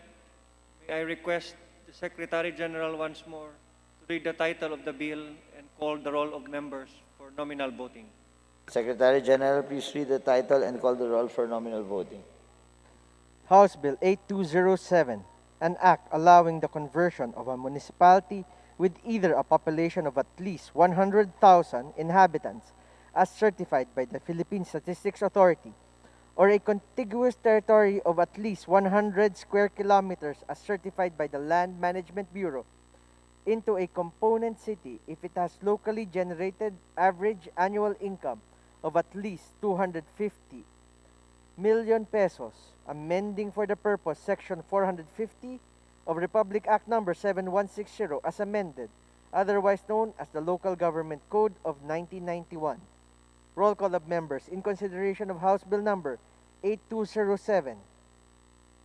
Abante, Abaya, Abellanosa, Abu, Bigsaldivar, Abunda, Acop, Acosta, Acosta Alba, Jong, Advincula, Agabasa, Garaw, Aglipay, Aguinaldo, Albano, Almario, Alonte, Alvarez, Franz, Alvarez Naro, Alvarez Pantaleon, Amante, Matba, Matong, Angara, Aragones, Arbizon, Arenas, Arroyo, Atienza, Mentado, Babasa, Bagatsing, Balindong, Banyas Nograles, Barba, Barbers, Baronda, Bersaga, Baskug, Bautista, Bautista Bandigan, Belmonte, Benitez, Bernos, Biason, Billones, Biron, Bolilla, Bondoc, Bordado, Bravo, Brosas, Bulot, Bustos, Kabatbat, Cabochan, Cabredo, Cagas, Calderon, Calixto, Caminero, Campos, Canama, Cawagdan, Cardema, Cari, Castelo, Castro Franz, Castro Fredinil, Cayetano Alan Peter Compañero, Cayetano Maria Laarni, Celeste, Chato, Chipeco, Chungalaw, Angelica, Coelizaldi, Cuanco, Colyantes, Crisologo, Cua, Quaresma, Cueva, Colyamat, Dagook, Dalipe, Dalog, Daza, De Jesus, De Venecia, Defensor Lawrence, Defensor Michael, De Los Santos, Duloso Montalya, Demaporo Abdullah, Demaporo Muhammad Khalid, Duavit Duhali, Duterte, Di Faustino Ino, Di Faustino Michael III, D. Ian Paul, Ebcas, Ecleo, Elago, Enverga, Erice, Irregular Mita Buhayin, Escudero, Espina, Espino, Estrella, Fariñas Ria, Fariñas Rudy Cesar, Fernandez, Fernando, Ferrer Juliet, Fer Luis, Flores, Fortuno, Frasco, Fuentebella, Gaite, Garbin, Garcia, Jose Enrique, Garcia, Pablo Jan, Garcia, Vincent, Garin Janet, Garin Sharon, Gasataya, Gatchalian, Gato, Heron, Go, Edgo, Mark, Gonzaga, Gonzales, Aurelio, Don, Gonzales, Neptali, Gonzales, Sandro, Guroseta, Gico, Gullas, Guya, Haresco, Hataman, Hernandez, Herrera D. Hofer, Haluso, Javier Jimenez, Co. Elisa, Co. Wilton, Konghun, Labad, Lacson, Noel, Lagman, Lagon, Lara, Lasatin, Liachon, Legarda, Limlim, Kaichong, Lopez, Loyola, Losotan, Macapagal-Arroyo, Maceda, Madrona, Malapitan, Mangawang, Magundadato, Marcoleta, Mariano Hernandez, Mariño, Marquez, Martinez, Matba, Matugas, Mendoza, Mercado, Momo, Natividad, Nagaño, Nava, Nieto, Noel, Nograles, Jericho, Nograles, Juan Fidel, Nolasco, Nunez Malañaon, Waminal, Olivares, Ong Jose, Ong Ronnie, Ordanes, Ortega, Uwano Dizon, Pacquiao Alberto, Pacquiao Rogelio, Padiernos, Paduano, Palma, Pancho, Panotes, Peña, Pichay, Pimentel, Pineda, Plaza, Puno, Kimbo, Radasa, Ramirez, Sato, Remulla, Revilla, Reyes, Rivera, Robes, Rodriguez, Roman Romero, Romualdez Ferdinand, Romualdez, Yeda Marie, Romualdo, Romulo, Roque, Sakdalan, Sagarbaria, Sakaluran, Salcedo, Salimbangon, Salo, Sanchez, Sancopan, Santos Recto, Sarmiento, Saulug, Savillano, Xiao Silverio, Singson, Singson Mian, Sinsuat, Swansing Estrelita, Swansing Horacio, Suarez Aleta, Suarez David, Suntay, Si Alvarado, Taduran, Talyado, Tambunting, Tan Alisa, Tan Angelinas, Tan Shamir, Tan Shari, Tan Sherny, Tejada, Teves Arnulfo, Teves Jose, Tiangco Tolentino, Torres Gomez, Tulfo Tupas Tutor, T. Alan T. Diego, Umali Alfonso, Umali Maria Victoria, Unabia, Ungab Uy Juliet, Uy Rolando, Valeriano, Valmayor, Vargas, Vargas Alfonso, Velasco, Veloso, Vergara, Villa, Villafuerte, Villanueva, Brother Eddie, Villanueva Noel, Villar, Villara Suarez, Villarica, Violago, Yap Eric, Yap Victor, Yu, Zamora Ronaldo, Zamora Waikorat, Zarate, Zubiri. Second call for House Bill number 8207.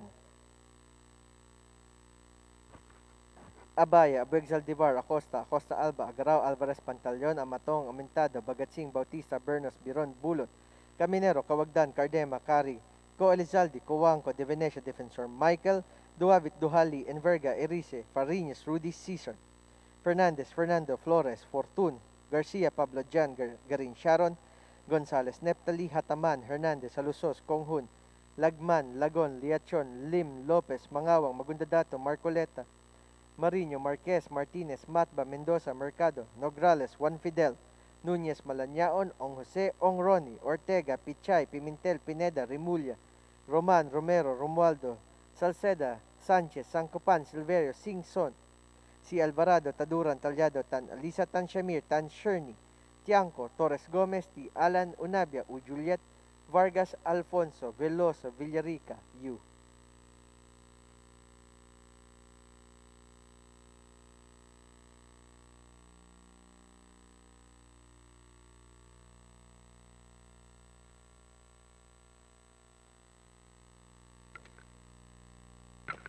With 213 members voting in the affirmative, 1 in the negative, and 0 abstentions, House Bill number 8207 is hereby approved on third and final reading. Majority Leader. Mr. Speaker, move for the consideration on third and final reading of House Bill number 8216. May request the Secretary General to read the title of the bill and call the roll of members for nominal voting. Secretary General, please read the title and call the roll for nominal voting. House Bill 8216, an act mandating owners or operators of hotels and resorts with swimming pools and beachfront facilities to employ the services of certified lifeguards and provide penalties for violations thereof. Roll call of members in consideration of House Bill number 8216.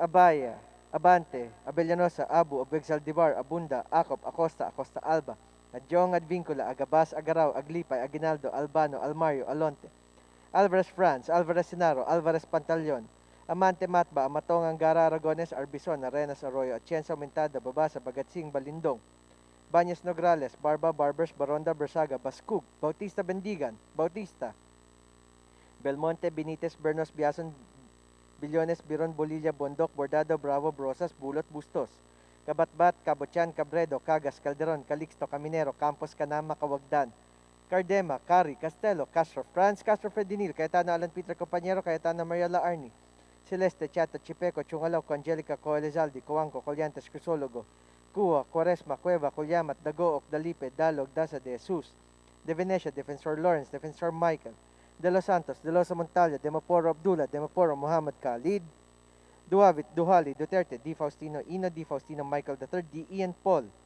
Ebcas, Ecleo, Ilago, Enverga, Erice, Erigel, Ermita Buhayn, Escudero, Espina, Espino, Estrella, Fariñas Ria, Fariñas, Rudy Cesar, Fernandez, Fernando, Fer Juliet, Fer Luis, Flores, Fortun, Fortuno, Frasco, Fuentebella, Gaite, Garbin, Garcia, Jose Enrique Garcia, Pablo Jan Garcia, Vincent, Garin Janet, Garin Sharon, Gasataya, Gatchalian, Gato, Heron, Edmar, Mark, Gonzaga, Gonzales, Aurelio Don, Gonzales, Neptali, Gonzales, Sandro, Guroseta, Gico Gullas, Guya Harasco, Hataman Hernandez Herrera D, Hofer, Aluso, Xavier Jimenez Co, Elisa Co, Wilton, Kong Hun, Labad, Lacson, Luel, Lagman, Lagon, Lara, Lasatin, Liachon, Legarda, Limlim, Kaichong, Lopez, Loyola, Losotan, Macapagal Arroyo, Maceda, Madrona, Malapitan, Mangawang, Magundadato, Marcoleta, Mariano Hernandez, Marino, Marquez Martinez, Matba, Matugas, Mendoza, Mercado, Momo, Natividad Nagaño, Nava Nieto, Noel Nograles, Jericho Nograles, Juan Fidel, Nolasco, Núñez Balañaon, Waminal, Olivares, Ong Jose, Ong Roni, Ordanes, Ortega, Uano Disam, Pacquiao Alberto, Pacquiao Rogelio, Pajenos, Paduano, Palma, Pancho, Panotes, Peña, Pichay, Pimentel, Pineda, Plaza Puno,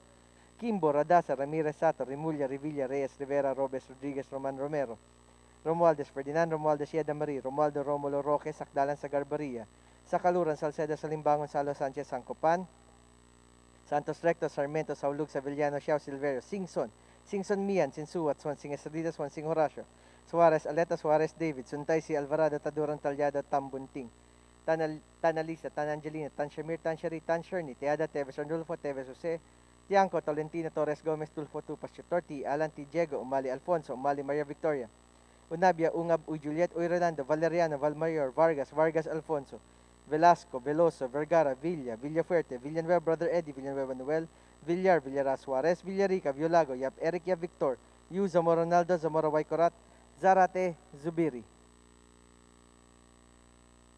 Second call for House Bill number 8216, Abaya, Bueg Zaldivar, Acosta Alba, Agaraw, Alvarez Pantaleon, Amatong, Umentado, Bagatsing, Bautista, Bernas, Biron, Bulot, Caminero, Kawagdan, Cardema, Carik, Co Elizalde, Co Wangco, De Venecia, Defensor Michael, Duavit, Duhali, Enverga, Erice, Parinas, Rudy Cesar, Fernandez, Fernando Flores, Fortun, Garcia, Pablo Jan, Garin Sharon, Gonzales, Neptali, Hataman, Hernandez, Halusos, Kong Hood, Lagman, Lagon, Liachon, Lopez, Mangawang, Magundadato, Marcoleta, Mariano, Marquez, Martinez, Matba, Mendoza, Mercado, Nograles, Juan Fidel, Núñez Balañaon, Ong Jose, Ong Roni, Ortega, Pichay, Pimentel, Pineda, Rimulya, Roman, Romero, Romualdo, Salceda, Sanchez, Sancopan, Silverio, Singson, si Alvarado, Taduran, Talyado, Tan Alisa, Tan Shamir, Tan Sherney, Tiangco, Torres Gomez, T. Alan Unabia, U. Juliet, Vargas Alfonso, Veloso, Villarica, U.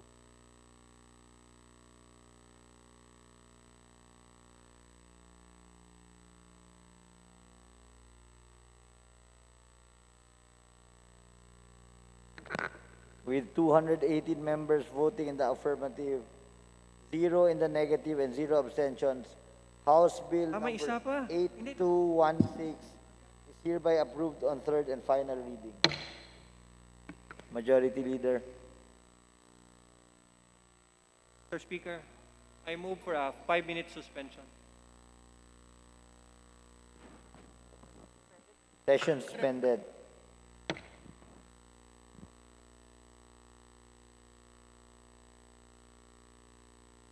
Bakit?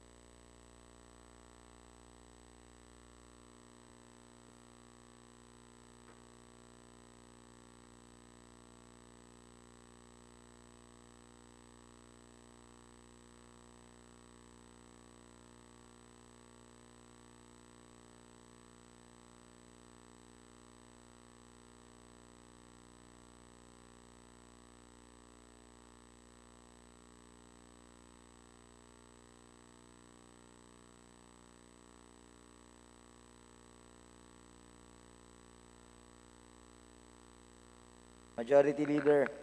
Session resumes. Majority Leader. Thank you, Mr. Speaker. Mr. Speaker, I respectfully move for the immediate transmittal of the bills previously approved on third reading to the Senate of the Philippines.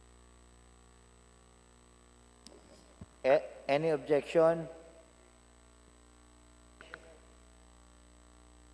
Hearing none, Secretary General, motion is, hearing none, motion is approved. Secretary General is directed to transmit the same. Thank you, Mr. Speaker. Mr. Speaker, I move for the consideration of House Resolution Number 1144. And may I request the Secretary General to read the title of the resolution. Secretary General, please read the title. House Resolution 1144, a resolution conveying the heartfelt condolences of the House of Representatives to the family of the late Tomas Tommy N. Hoson, former governor of the province of Nueva Ecija.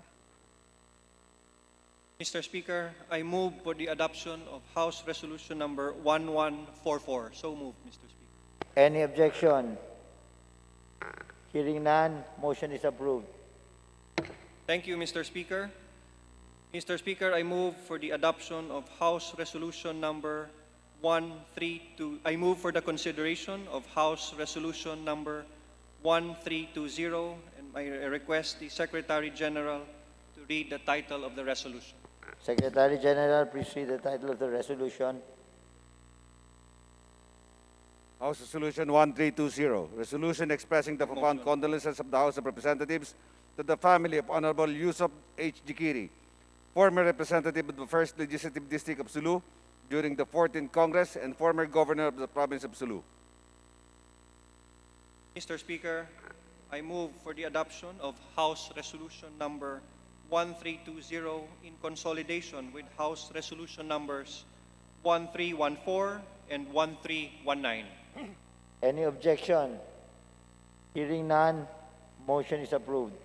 Thank you, Mr. Speaker. Mr. Speaker, I move for the consideration of House Resolution Number 1481, and may I request the Secretary General once more to read the title of the resolution. Secretary General, please read the title. House Resolution 1481, resolution expressing the profound condolences of the House of Representatives to the family of Honorable Danilo D. Lim, Chairperson of the Metro Manila Development Authority, retired Brigadier General of the Armed Forces of the Philippines, and spouse of Honorable Aloysia T. Lim, representative of the Revolutionaryong Alyansa Makabayan Party List. Mr. Speaker, I move for the adoption of House Resolution 1481 in consolidation with House Resolution Numbers 1457, 1459, 1461, and House Resolution 1481. Any objection? Chair hears none, motion is approved. Thank you, Mr. Speaker. Mr. Speaker, I move for the consideration of House Resolution Number 1482. May I request the Secretary General to read the title of the resolution. Secretary General, please read the title. House Resolution 1482, resolution expressing the profound condolences of the House of Representatives to the family of Honorable Reynaldo B. Umali, former representative of the 2nd Legislative District of Oriental Mindoro during the 15th, 16th, and 17th Congresses, and brother of Honorable Alfonso B. Umali, Jr., representative of the 2nd Legislative District of Oriental Mindoro, and Honorable Maria Victoria V. Umali, representative of the 8th Teacher Party List. Mr. Speaker, I move for the adoption of House Resolution 1482 in consolidation with House Resolution Numbers 1463 and 1476. Any objection? Chair hears none, motion is approved. Mr. Speaker, I also move for the consideration of House Resolution Number 1483. I request the Secretary General to read the title of the resolution. Secretary General, please read the title. House Resolution 1483, resolution expressing the profound condolences of the House of Representatives to the family of Honorable Emerito C. Calderon Sr., Mayor of the Municipality of Samboan, Province of Cebu, former representative of the COCOPED Party List during the 11th and 12th Congresses, former representative of the 5th Legislative District of Cebu during the 7th Congress, former Assemblyman of Cebu during the regular Batasang Pambasa, and father of Honorable Peter Jan Calderon, representative of the 7th Legislative District of Cebu. Mr. Speaker, I move for the adoption of House Resolution Number 1483. Any objection? Chair hears none, motion is approved. Mr. Speaker, I move for the adoption of House Resolution Number 1484. May I request the Secretary General to read the title of the House Resolution. Secretary General, please read the title. House Resolution 1484, resolution expressing the profound condolences of the House of Representatives to the family of the Honorable Ben-Hur L. Salimbangon, former representative of the 4th District of Cebu during the 15th, 16th, and 17th Congresses, and spouse of Honorable Janice Z. Salimbangon. Mr. Speaker, I move for the adoption of House Resolution number 1484 in consideration with House Resolution number 1462. Any objection? Chair hears none. Motion is approved. Majority Leader. Mr. Speaker, earlier we have approved the adoption of House Resolution number 1144. However, there is a consolidation of House Resolution number 117. So may I make a correction on the adoption of House Resolution number 114? And may I move ahead. that the House Resolution 1144 be adopted in consolidation with House Resolution number 1179. So Any moved. objection? Hearing none, motion is approved. Thank you, Mr. Speaker. Mr. Speaker, I move for the change of referral on the following measures. House Bill number 1403 from the Committee on Youth and Sports Development to the Committee on Disaster Resilience. House Bill number 2598 from the Committee on Games and Amusements to the Committee on Ways and Means. House Bill number 7379 from the Committee on Housing and Urban Development to the Committee on Social Services. And lastly, House Resolution number 1227 from the Committee on Rules to the Committee on Health. So moved, Mr. Speaker. Any objection? Chair hears none. Motion is approved. Move to suspend session for one, Mr. Speaker. Motion suspended. In session suspended.